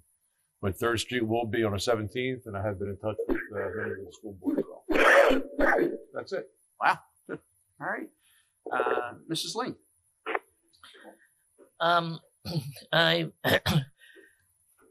I did have something that I would like to bring up, but it involves a bill that is currently being proposed at the state. Is that permissible to do that? Sure. I will come with the details next time since I left them at home. It will involve a number of our communities here in the township, so it'll be very important for us to look at it and see how we can support that bill. So that was it. Forward to hearing from you. Okay. Mr. Patali? Dam committee meeting. The Powerhouse, we got the final permit for the Powerhouse, so that will be going out to bid. I believe they said, well, I think the schedule says February. Yeah. I don't know if it'll happen that quickly, but hopefully by the end of the month, maybe into March, that'll go out to bid. And they did say that schedule is still correct. And I believe it said that the Powerhouse completion will be late fall, early winter, so this year. And then as for the dam, the spillway itself, tomorrow night is the meeting where there will WSP, the engineer who's designing it, will be giving a presentation and tell you everything that's going on with the dam. I'm sure they'll touch on the Powerhouse. If I'm correct, it's at 5. They're going to do 2 presentations, one at 5:30 and then the next one at 6:30, I believe. That was the same. That's yeah. It will be here. I believe it will be available virtually. Yes. Lisa, yes. It will be available virtually. So if you can't make it here, you can log on, go on our website. You can log on from there. Please, if you're interested, this is the time to come down and see what's going on and voice your opinions. If there's anything that you want to see done or the questions you have, the concerns you have, tomorrow night's the time to be there and see what's going on. Very important. And then just to let most of the people in the lake know, the lake's coming back up. The county did want it to stay down for a little bit longer to get some work done over at the park. Brett started raising it. It came up pretty quick, Brett. So it's almost up to regular levels right now. And I guess the plan is to stay that way, right? So the lake will stay up. One thing I do want to say, I know I voted no for Joe, and please don't take that as I want him to fail. I want him to succeed. In 3 months, 6 months, a year from now, I'll be glad to eat crow. Just at the information that I saw, I just didn't feel it's the right time for him for here. But like I said, I hope I'm wrong. I wish nothing but the best for him, because if he succeeds, our township succeeds. So hopefully that goes well. Did find out the dragon boat races are going to happen. They're going to be on the other side of the lake, since the east side will be being worked on. They are working on getting their liquor license or whatever it is, Rita? The county only allows liquor by their ordinance On this side. So it's up to the county. It would have to start there. If the county needs to sign off on it before you all can vote on it. So that's where it is now. I talked to Adam over there. Okay, so that's a good sign. Food and wine festival over there to get that back up and running, and whatever other functions that happen at Lenape Park East. Hopefully, they can do them over at Lenape Park West. So fingers crossed with that. And that's really all I have. Great job to the Public Works again for keeping the roads cleaned up. You did a nice job. And now it's pothole season. Mm-hmm. So good luck with that. I hope our cold patch works well. Reagan, Maddie, miss you, love you. Hope to see you soon. Ms. Hopkins? I have nothing for this evening. I'll pass. All right. Thank you. Thank you for participating. I know you're halfway across the country, but thank you. Mr. Cheek? I have nothing as well. And Mr. Cheek, we all wish you well. We hope you're doing better. So thank you. I'm feeling better. I'm getting there. There you go. Good. Well, thank you. Keep that up. I have a couple things. First, I do want to touch on exactly what Carl said. Thank you to Public Works. I heard many comments about the condition of the roads, specifically from people that traverse from EHT to Hamilton Township. And there was the absolute delineation line from the quality that was done in the neighboring town to what our roads look like. And they did a fabulous job, and my hat's off to them. I'd also like to thank the fire departments that completed the job out at the mall for us. I'd like to thank the mall for being a good corporate neighbor also and making donations to those fire departments for helping them out. But it's when a community works together, the mall stayed open and it worked out for everyone. So great job to all of them. We appreciate them. I did reach out to the administrator today. You mentioned potholes. I know this comes up year after year. It's come up again this year. Obviously, the part of Leipzig Avenue at the Hamilton Mall, which is not a township road. It is not a county road. It is a private owned road. My solicitor, we need to get them to fix them potholes there. There are absolute craters. I have asked Mr. Miller to reach out to the racetrack and the mall because it's doing damage to cars and they need to be fixed. So I'm sure we'll need to get you involved to make sure they get out there quickly. So if we could do that right away, I'd appreciate it because before anybody else's car gets damaged. So the last two other things. One, I know there's been a lot of controversy regarding the MUA, the ACUA, forgive me. The ACUA and the leaf collection and trash collection. Obviously, we know the stories. They went through a labor shortage like so many people are out there. Just to let you know, your township committee, the administrator, have negotiated a reimbursement from the ACUA, which will amount to a 4-month credit. So the last 4 months of service will not be charged to Hamilton Township. That is equivalent to $40,000 because of the lapse in service. We reserve the right to, if the service has not come back up to par, to continue that negotiation with them. But just want you to know your township committee is on top of it. We've negotiated that settlement already, and hopefully their labor shortage is over and we can get back to doing business as normal. The last thing is, once again, it's the time for the Lewis Bay Second Future Municipal Leaders Scholarship Competition. This is a scholarship opportunity for high school juniors and seniors in the township of Hamilton. Each year, the League of Municipalities offers 3 $1,000 scholarships through the Lewis Bay Second Future Municipal Leader Scholarship Competition. Students are required to submit a 500-word essay on a specific topic, and then they can be considered for this scholarship. And we would really, every year we have individuals from Hamilton that apply. We're really looking to bring home a win this year for Hamilton Township. So the deadline for submitting the essays is March 11th, 2022. And you can go, forgive me, Lisa. if you reach out to Lisa at 609-625-4762, she will get you the information on where to get your SA2. So hopefully, if you know juniors and seniors, please get them to participate in it. It's a tremendous opportunity for them. With that being said, I have nothing else, and we'll open it to the public at this time. Is there anyone in the public that wishes to speak? Please.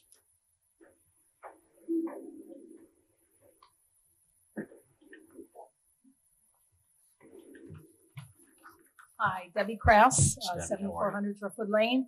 I'm here because there has been a problem on the Black Horse Pike.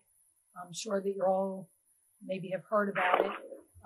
There was a deli up at 7318 Black Horse Pike. It's highway commercial, and back in September, the end of September, a man came in, bought the property, was, I guess, going to make some kind of a restaurant or whatever out of it, or change it. Make sure you're close. Yeah. Change the use. And what happened was, all of a sudden, we started seeing huge containers being dropped right on the Black Horse Pike, 3 huge, ugly containers, and they're big.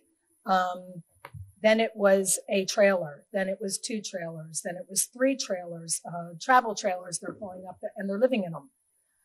They have now, I found out, have kids in school that are living on this commercial property. They're living inside the commercial property. Zoning and construction have both been out there. They have cited them, ticketed them, and they're doing everything they can their office is doing everything possible. My point is, it's been 5 months, and I guess 2 months ago, I contacted, I found where the man, this Marvin Laresh, where he came from. He came from Newtonville, Buena Vista. I called the building inspector up there, and I said, did you ever have a problem with this man? And he said, I am so glad he's out of here and he's your problem now. We're not. So that kind of tells you. He said to me that he has, he cited that man constantly, and this is the building inspector up there, constantly cited this man for the vehicles on the property, the containers on the property, the trailers on the property, people living in them. Man never once showed up in court, never once paid a fine. So what does he do? He moves all that stuff to our town and drops it right there. Will not answer the door, will not answer citations, will not answer tickets. He's just going to keep doing what he's doing. Well, I assure you he is not. One of the most frustrating things, Debbie, that I found transitioning from private sector to municipal politics is things move extremely slow.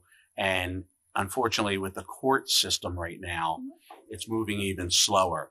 I don't know how much I can say, only because I know our police department, as you stated, has been out there several times. I know code enforcement has been out there, and I believe this matter is going to be, there's going to be litigation involved. So I want to be really careful of what I say, but I assure you that we've heard your complaints. I know that there's sitting committee members up here that have visited the site. And I know that, we hear your complaints. We're not going to stand for it. I apologize for the time it's taking to get into the court system. And I understand about the COVID and the courts being closed, but he knows what he's doing. Because before COVID, he was doing this in Newtonville, and they couldn't stop it. And they couldn't fine him. He wouldn't go to court to get the fines, and they didn't arrest him. Nothing happened. So he's just skirting by. I can assure you, and I apologize, I didn't mean to cut you off. I can assure you that that's not going to happen here. He's not, listen, if it's not a legal business and he's not legally allowed to do what he wouldn't be getting code enforcement citations issued if he was. We are going to take all the necessary measures to make sure it stops. Do you think there is a way, and I don't know, I know with HOAs, they can put liens against the properties for not paying HOA fees.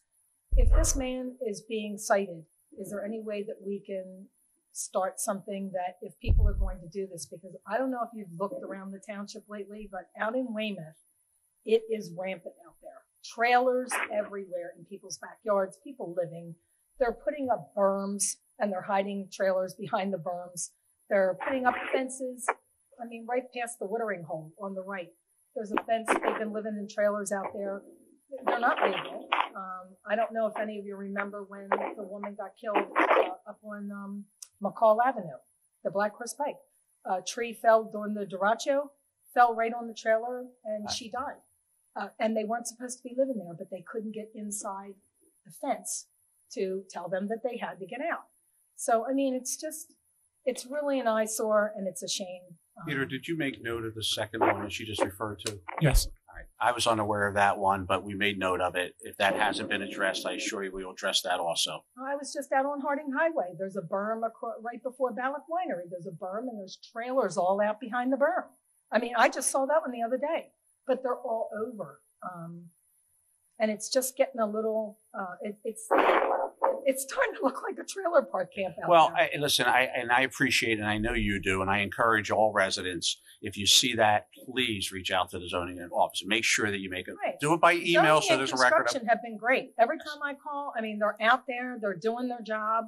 I have nothing but good things to say about them. It's just that they need help, and I understand that the courts are the ones that are supposed to help them, but I'm thinking maybe we need to put something in place to stop them from doing this, put liens against the property. I don't know what kind of, I don't know if you can do that. You saw me look over there, right? I know. If Bob says no, I guess it's a no.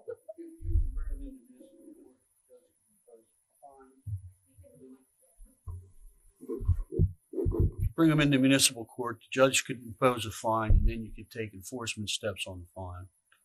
And as you're one aware, thing that's, I just want to say that as you're aware, I don't know if you talked to Debbie in zoning, we have issued summonses to municipal court for converting the business into a residence, for having storage trails on the property and operating a mobile home park.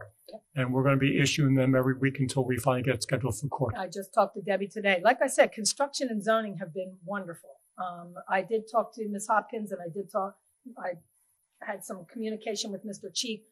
I just thought that they might need more help. They might need me to come in and say something, because it's just gotten ridiculous. You know, it's really starting to look bad out there. And if we let things out there go bad, what's going to happen? What if somebody decides to put a bed in the laundromat up here or in the Wawa? I agree with you. And they have kids going to school that are living in trailers. that's the point. School board can take action to prohibit the kids. Can't do a thing. They can. Board of Health was out there. Can't do a thing. I mean, they're living with a septic system that was built for a commercial property. They're living with this in a commercial property with a septic that's probably only good enough for how many patrons come into that deli a day. And they have all these trailers and the actual deli itself now they've turned into a home, and there's more than a few people living in those places. And it's under that one septic. But the Board of Health went out and said, well, there's nothing we can do. As far as what I heard, there's nothing they can do. Well, what they said is until the system fails, they can't do anything. They need to see it flowing on the ground to say it failed, unfortunately. But that doesn't stop our enforcement action. Okay. That doesn't stop what we Right. do. And I appreciate the fact you said he didn't come into court. And Bob can verse us on, if that happens and if he doesn't show up, Right. then we'll take the necessary steps. But I promise you, if he doesn't show up in court, that doesn't mean we're going to stop. Right. We're going to continue to do it, and we'll find out whatever means we need to take in order to make sure that I it just stops. wanted to make sure that you knew that this happened in Newtonville, and the man just said they just left there. He sold the property and came here and then brought all his junk and dropped it on right out on the Black Horse. I mean, he didn't even try to hide it. Well, I appreciate your comments, and I appreciate not assuming that we know, but I appreciate it. All right, thank you, Debbie. Anyone else in the public that wishes to speak? Nelson?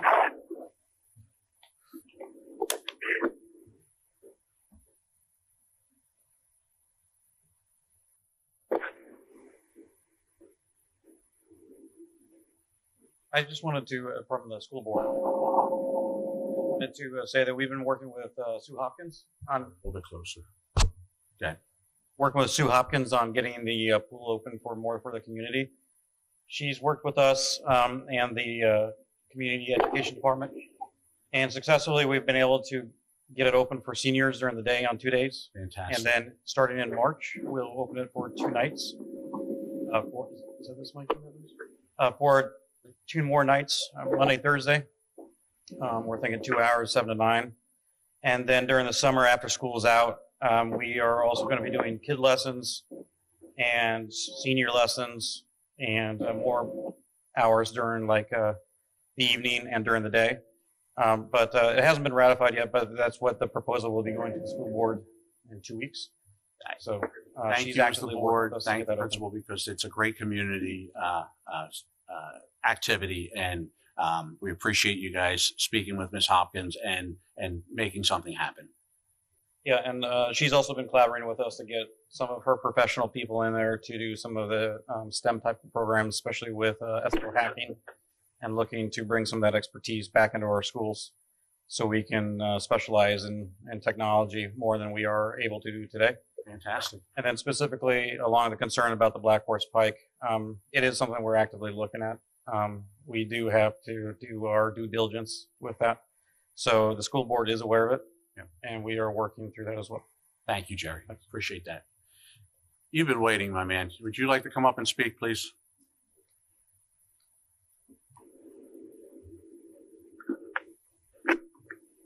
Kevin Yacarino. I am an employee of the Hamilton Township MUA. I'm their shop steward. Just a question, do you know how many operators there are for the MUA? Not an operating licensed operator. I do not. All right. There's only 8 of us. I heard the last meeting, which we didn't know about, where you're going to do a shared service. Do you know how many 4-wheel drive trucks with plows we have? That's what we're trying to find out. I can tell you. You don't have to spend $10,000. We have 1. Okay. 80% of my guys hold some sort of license to operate in this town. 80%. No offense to Brett and his guys, but I don't think you want your grass cutters making your water, dealing with the chemicals. So when you say a shared service, you can't share a service like that. We can't plow. They can't make your water. We actually have license. Steve Blankenship back in the day sent us all to school. We have 2 new guys that are getting licensed right now. So if you're after the money aspect of it, just be upfront about that. Shared services, it's out of the question. We share what we can right now, but our guys aren't going to work with him. As our union, I will not allow it, and we can't work for them. We share equipment sometimes. You talked about an abundance of equipment. We have 1 backhoe. We use that backhoe. Have you guys ever lost water at any of your house, business, anything? We were able to fix your water service within a day. We've never had a complaint. We also maintain Weymouth Township. I don't know if you know about that. It's an absolute nightmare. Over 100 years old. You're going to take on their debt as well. We also deal with the expressway. Don't know if you knew that. I'm trying to save you $10,000 with this audit, unless you're going after money. That's something totally different. But when it comes to the employees, what you're asking for doesn't make sense. It's just, do you have any questions for me? Well, I can save you a lot of actually, money. I mean, they're all questions that we need to get answered. But no one has come to us yet to ask these questions. Because the process just started 3 weeks ago. So wouldn't you come to the MUA, the one you're trying to take from? I sat in the gentleman's office. I've never met you. I never met you. But again, my job. I'm the employee, shop steward, never met you. Because I went to the MUA director and I spoke with him. I had a conversation in his office. Okay, he's not in charge of my union.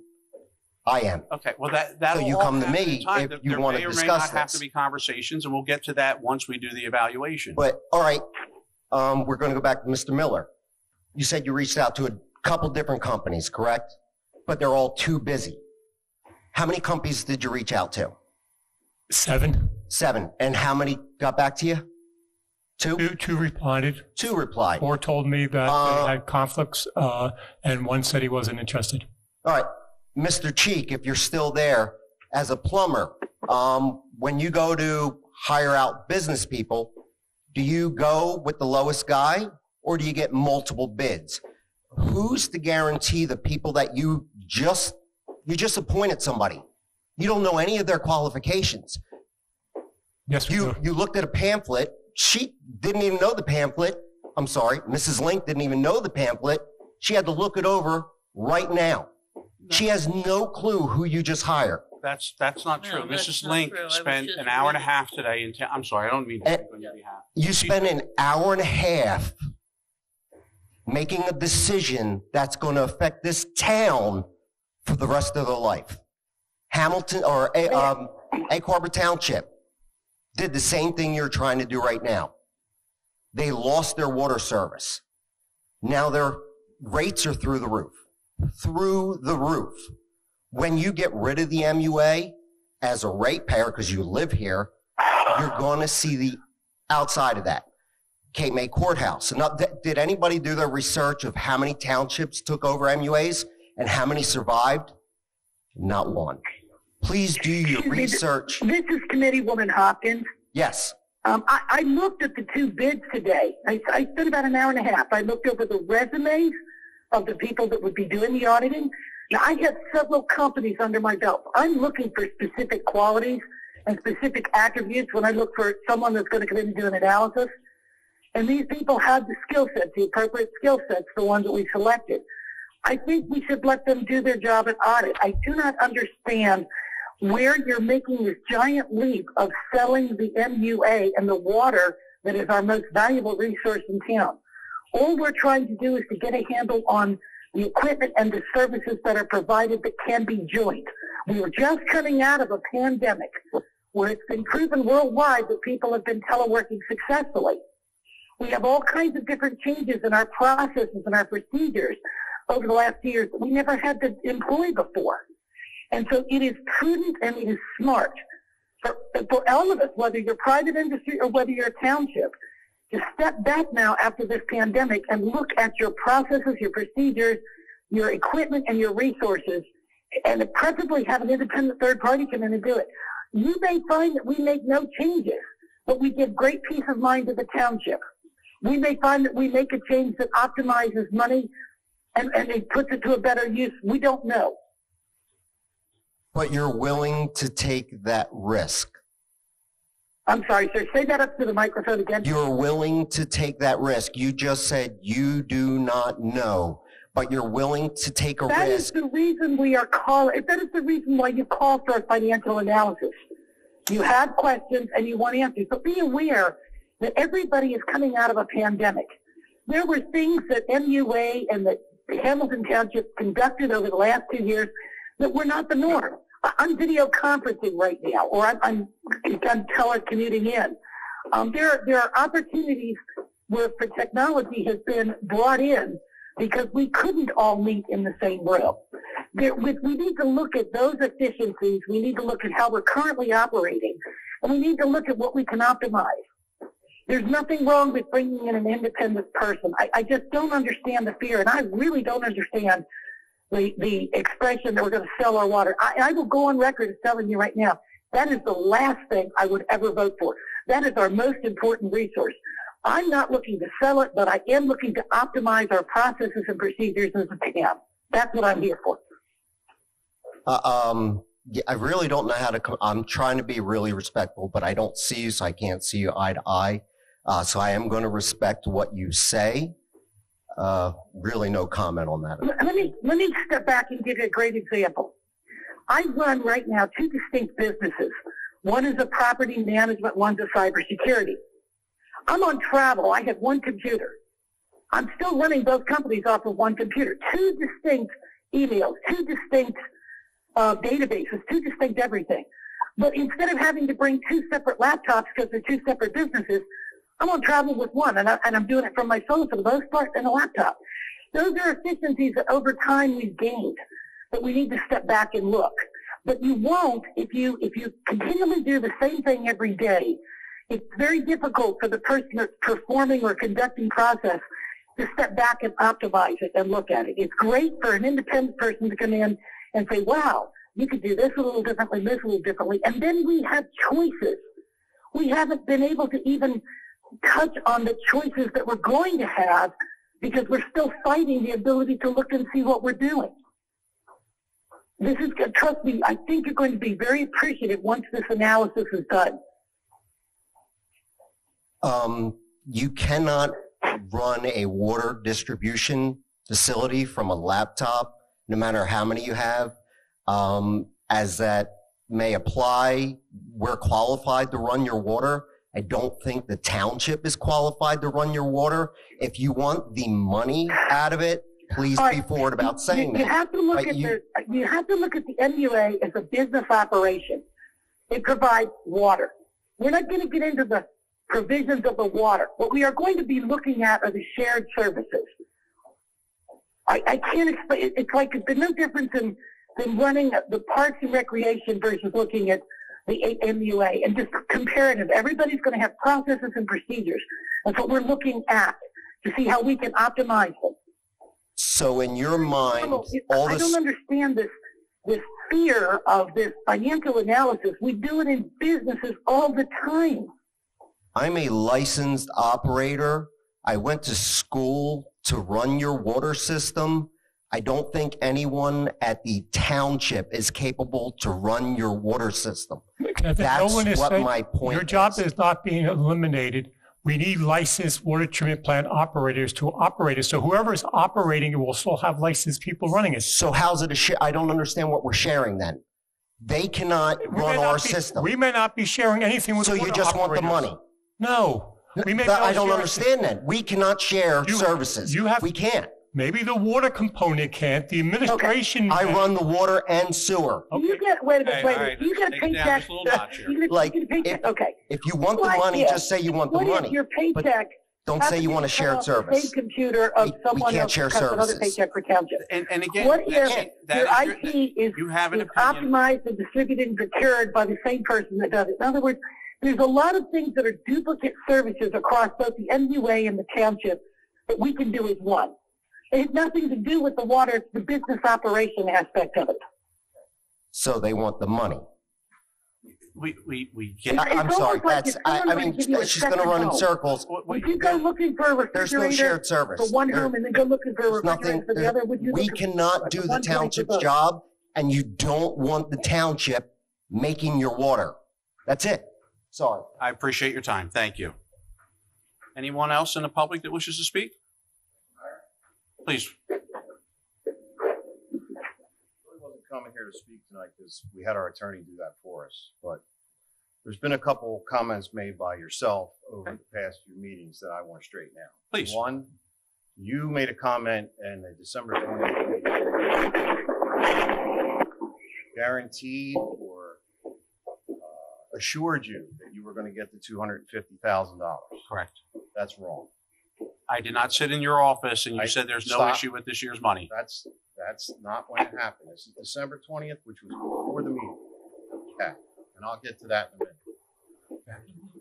Can you get the mic closer to your face? You just made me lose my train of thought. I can't guarantee you.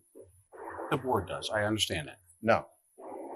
No, you don't understand. That's what you said to me. Go ahead. There's a law. The law states very simply that you can take 5% of our operating budget. Period. And we request it. You get it. It cannot be denied. Because this seems to be where this all started. As you keep talking about this meeting we had in my office, it was an hour-long meeting, and that's all we talked about. Right. It was the $250,000. But before all this started, I sent several emails to you, the administrator. I actually had a meeting with Arch Liston when he was still here for shared services. Sent several meetings to you guys looking to do some type of shared services. Correct. No meetings ever happened. Did we not broach that in your office? Did I not make an offer to you to share IT services and the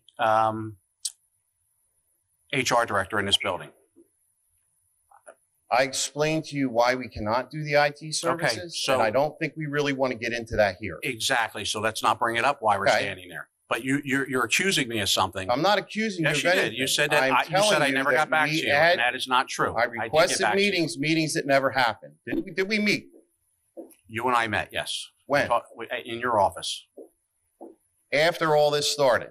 It was actually, we met in my office on January 6th Did I An not hour respond before to the you on special the shared meeting. services? Did I not make an offer to you on shared services?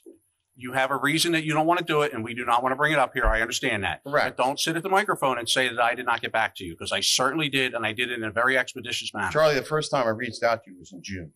And Mr. Miller followed up and offered to lend to share services with our IT guy and with our HR person. If you have we- a reason if why you don't we want to do that, cohabitated in this building. you have a reason why you don't want to do that. I but don't. say I didn't respond to you. 'Cause I don't certainly have did. a reason. I don't make those decisions. That's what I'm trying to tell you. There's a lot of things being said here that I don't have any say over. It's the board's decision, not mine. So any offer Who Mr. made the Miller decision had, not to utilize the offer for shared services agreement with the township? Who made that decision? I didn't. Then why are you accusing me of not getting back to you? Somebody made it. We made an offer to you. We have not heard anything back. I asked to sit down and meet and talk about all these things that you're talking about right now. Instead, we don't meet, and you're going to spend this money on getting an audit done. Correct? That is correct. Okay. Did I not? But again, I want you to clarify. Did I not make an offer to you to share our IT guy and our HR director? And did it not get followed up by Mr. Miller? It did get followed up by Mr. Miller, but the offer was for us to cohabitate in this building. Also, the offer was for us to give up our building to you. I can't make any of those decisions. So by Mr. Miller calling me and putting that on the back end of a conversation is not how you do business. All right, let's just clarify. Let's clarify what you said first. First, I did reach back out to you, and I did offer to share services with IT and with HR staff. That's one issue. That's one separate issue. So I did call you back, and I did have a address the conversation with IT? you, and there's probably emails of such. Mr. Miller didn't get back to me about the IT until October. We had already hired an IT company. We couldn't wait anymore. Our IT was You and I already done. spoke within hours probably of that request being made. Our request was made in You June. chose not to, and I understand why. And again, it's not something we're going to discuss this evening because there's no benefit to that. Mm-hmm. I understand why you elected not to go with the one. I don't understand why you didn't do the other because you never followed back up with me on that. The offer to, and again, this is to Kevin's point, maybe we can't share certain people with licenses, but Mr. Miller did reach back out to you and say, you guys were proposing a several $1 million building. You weren't, your board was.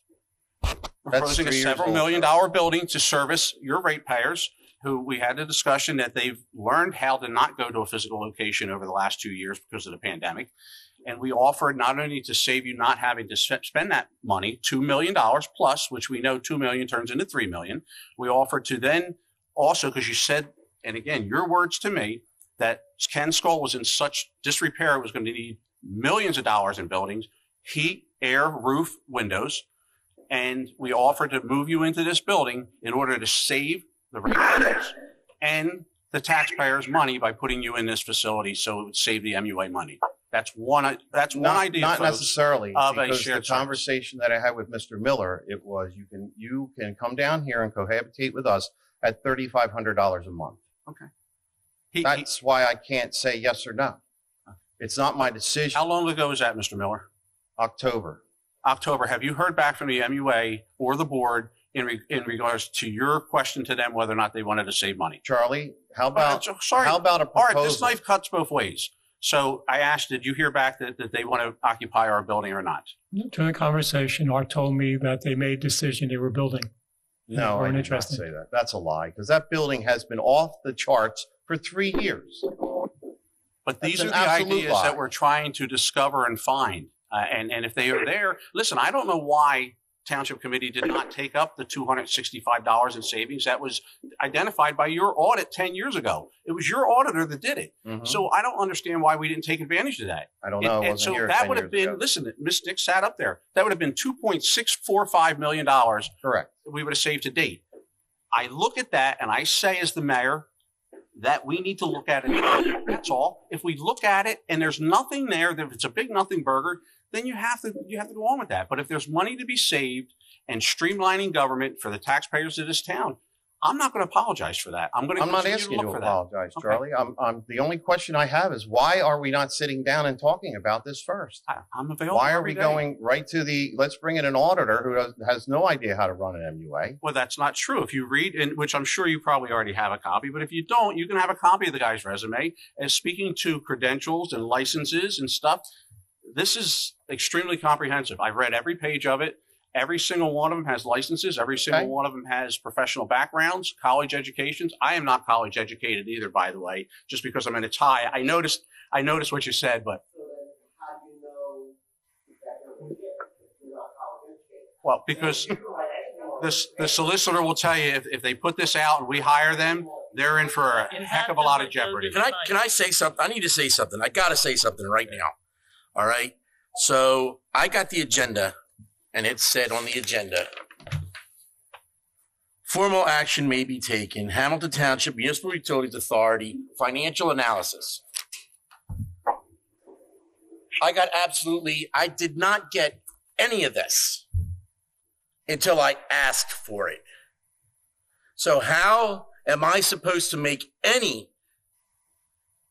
decision without having this information? Did you get this before I did? When did you get it? I got it today.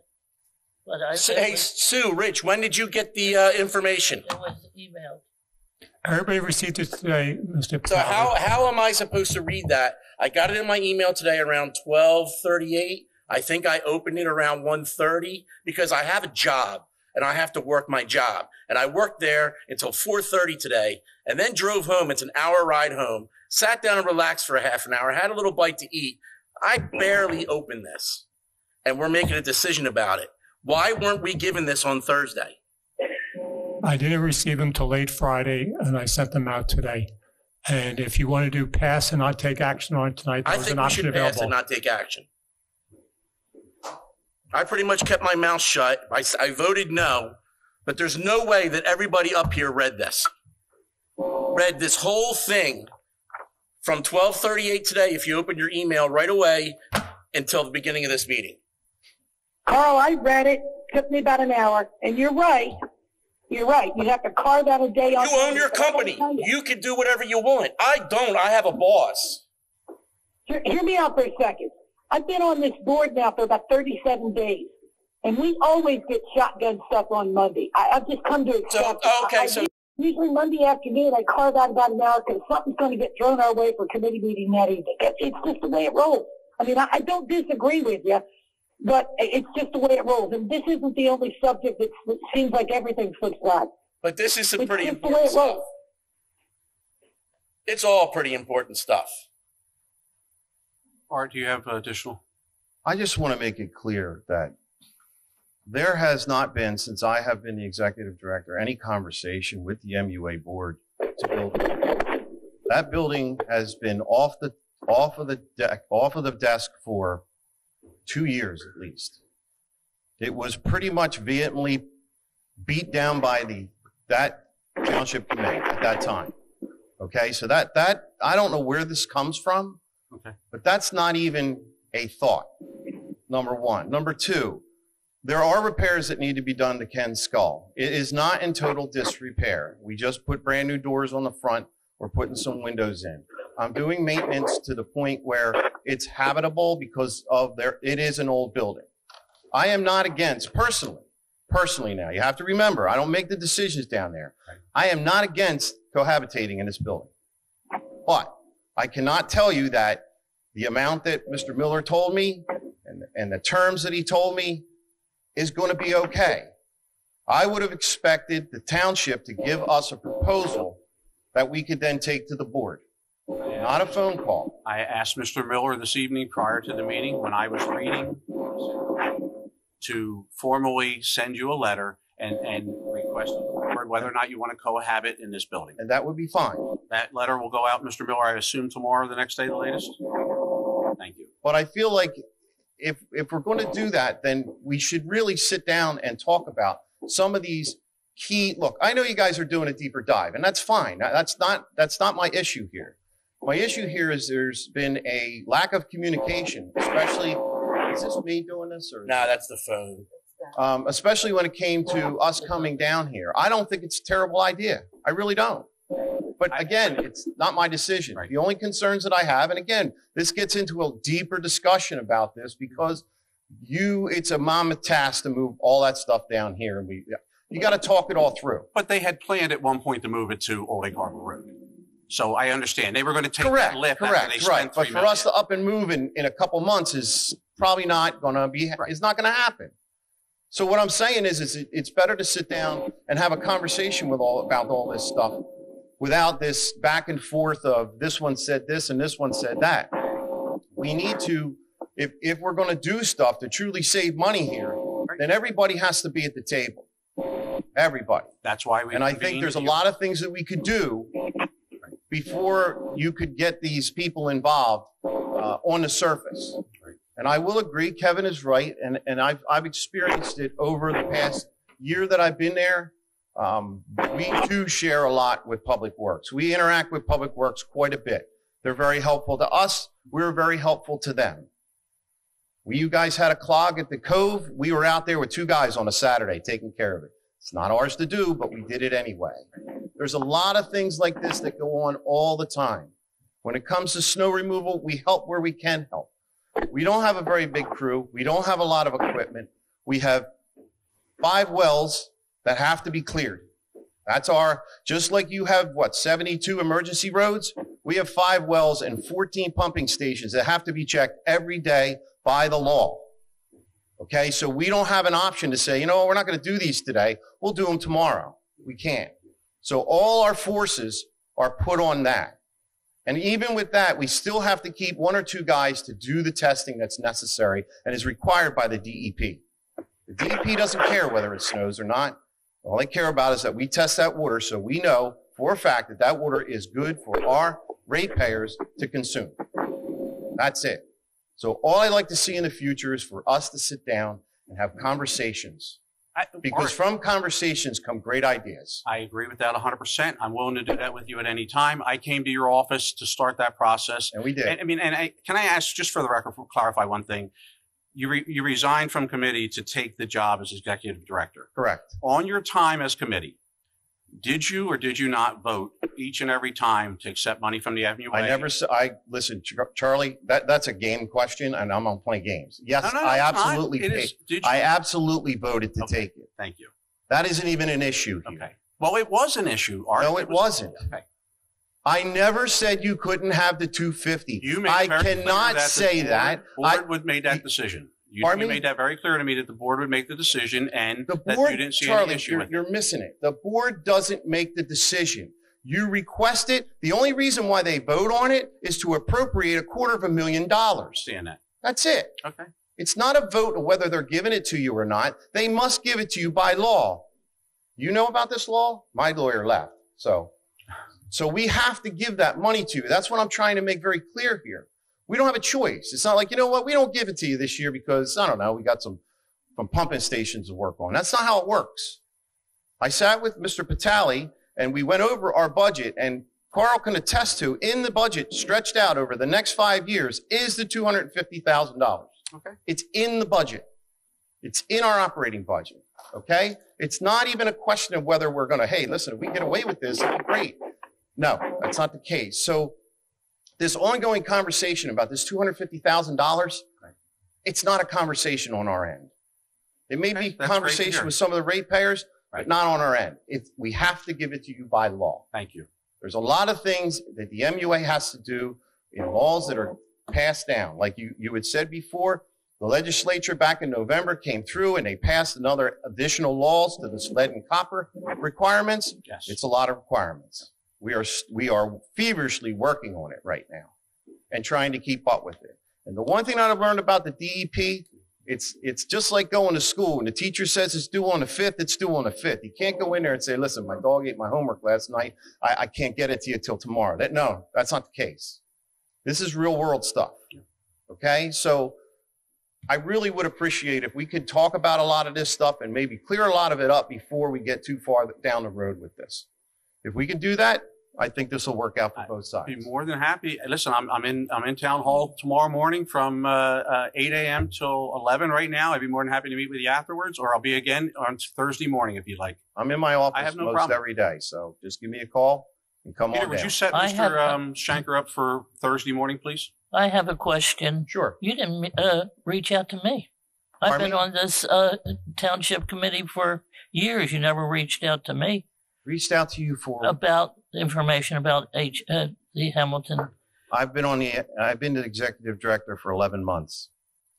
Okay, I mean the only conversation that I've had from anybody on the township committee was Mr. Patali, because he called and asked to meet to discuss the budget. When you get a request, do you share it with the rest of the people? At the time, Mr. Patali was a liaison. Well, still. My door is open to anybody who wants to come in.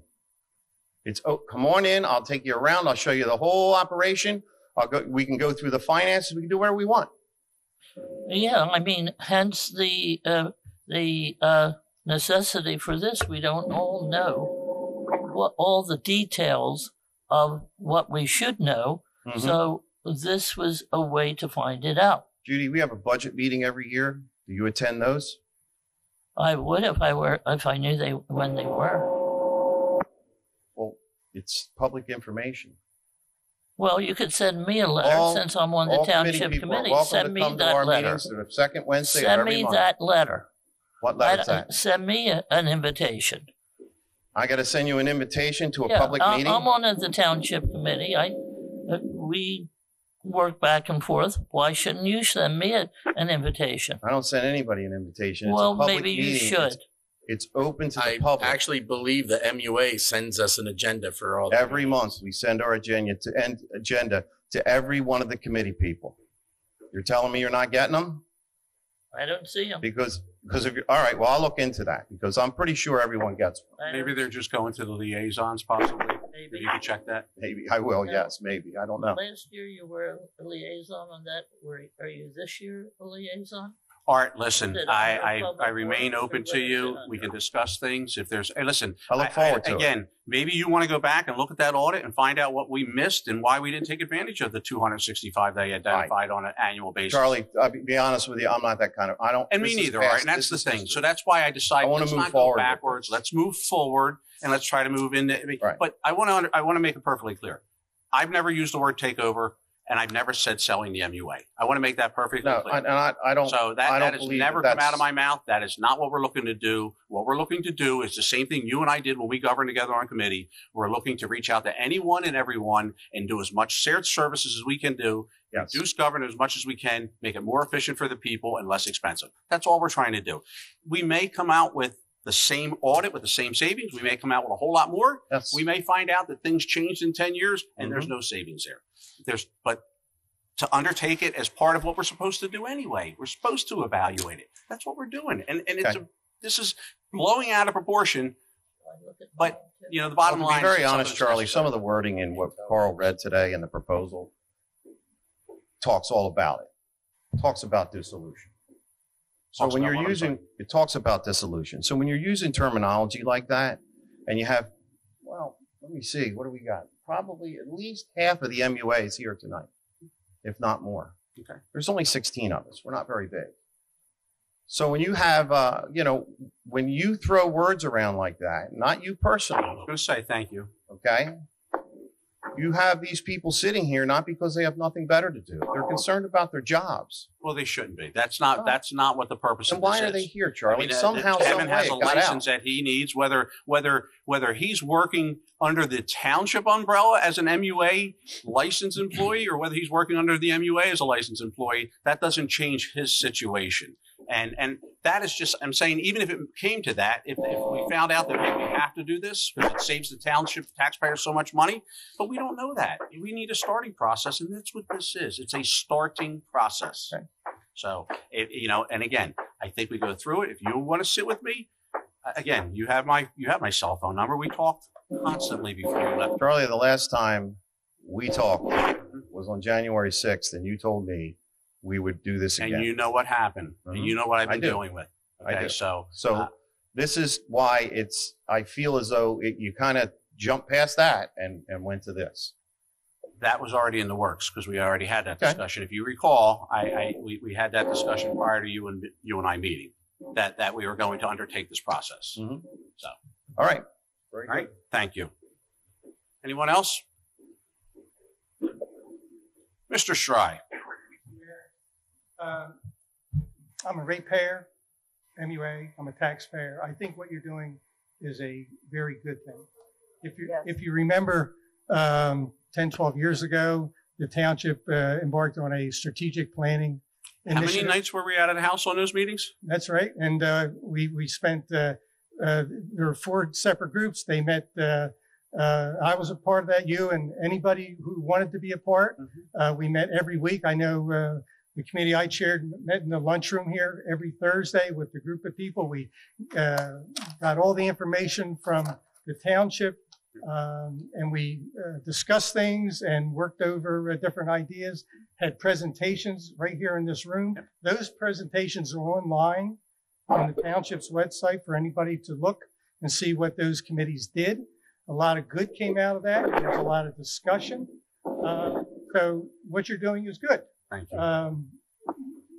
All the information, I suspect the MUA, they can send as many documents and information to that subcommittee, and the committee, I'm sure, will look at it. So, and they'll come up with a group of people and all the information, and some good will come out of it. So, I think it's a good idea. This is in this room, in this forum, is not the forum to go back and forth and discuss all of what's been going on tonight. This is the people's house, so we have to. It is the people's house, and everybody has an opportunity. But the productive meetings and information gathering will take place, and I'm sure a report will come back to the committee with all of the information that can be shared by everybody. And I think a productive outcome, proposals, and then it's up to the township committee to do what they want to do. So thank you for that effort. Appreciate that, Mr. Stryer. Anyone else in the public that wishes to speak? Please. Good evening, Mr. Mayor and Good evening. Members.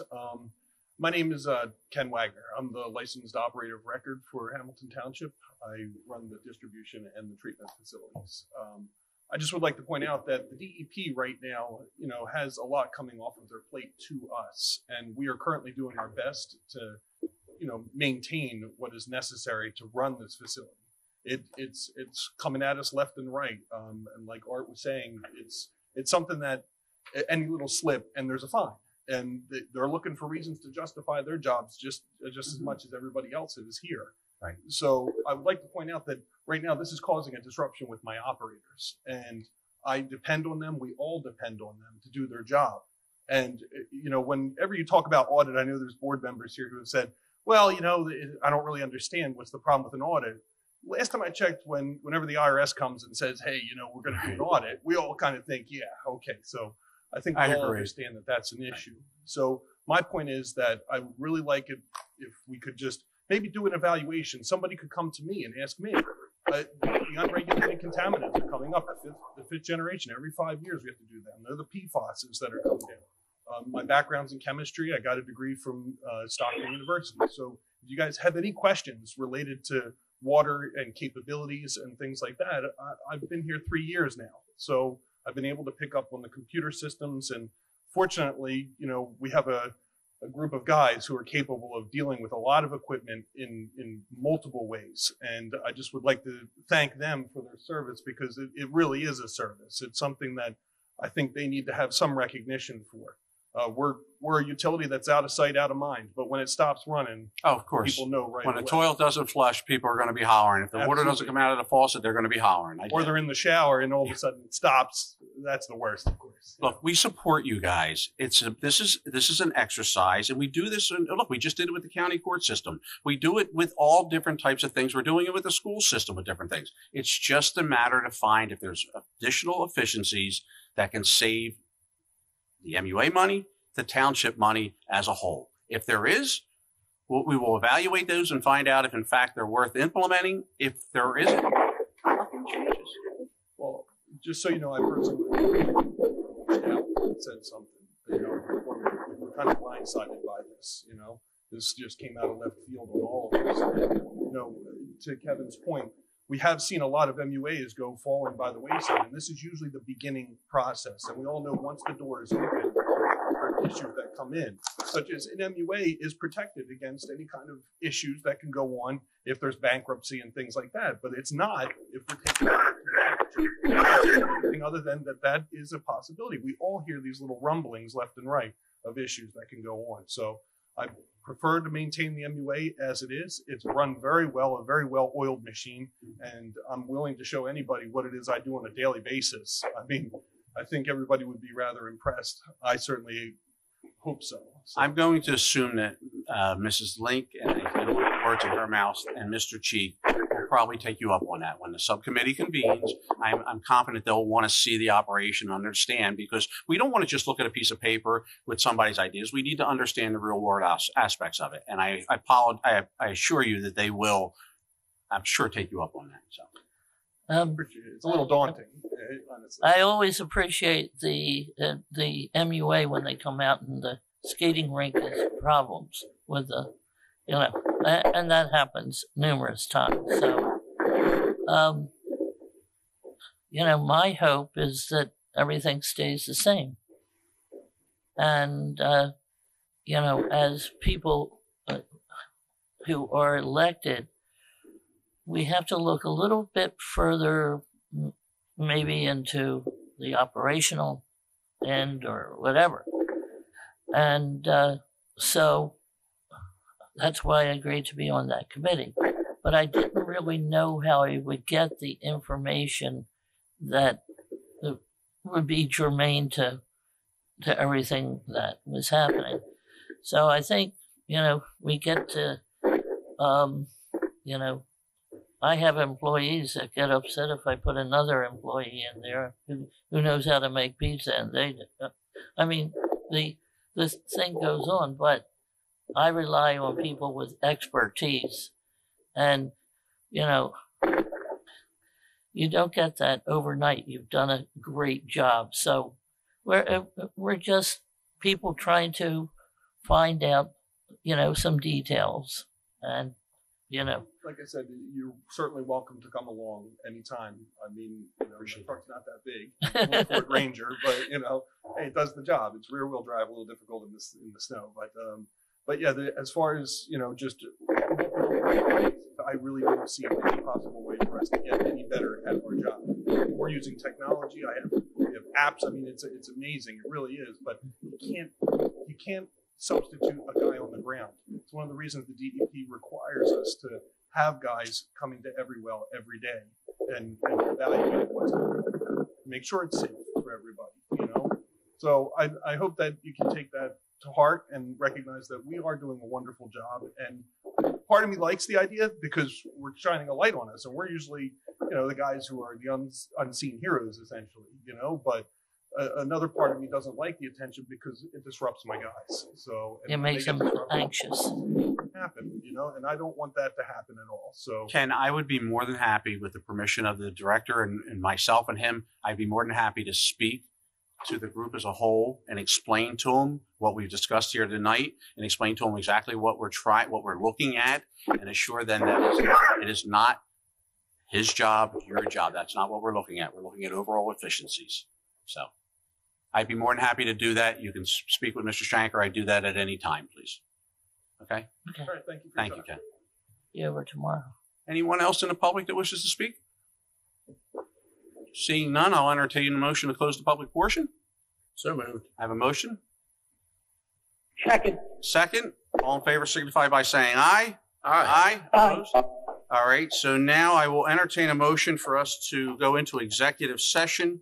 Mr. Miller, will we be coming back out of executive session? There's no action required after closed session. All right. We will not be reconvening in public portion. Could I get a motion, please? So moved. Motion by Mr. Patali. Second. Second by Ms. Hopkins. Read a roll call, please. Mr. Cheek? Are you able to hear me? Richie? Yes. Ms. Hopkins? Yes. Mrs. Link? Judy? Yes. Mr. Vitale? Yes. Mayor Kane? Yes. Let the time reflect 9:55. We're going to enter in, I'm sorry, 8:55, right? 8:55. 8:55. We're going to enter into executive session. Be resolved by the Township Committee of the Township of Hamilton that this meeting be adjourned to an executive session to discuss the following matters, which are exempt from public discussion pursuant to the New Jersey Open Public Meetings Law, Teamsters negotiations, collective bargaining.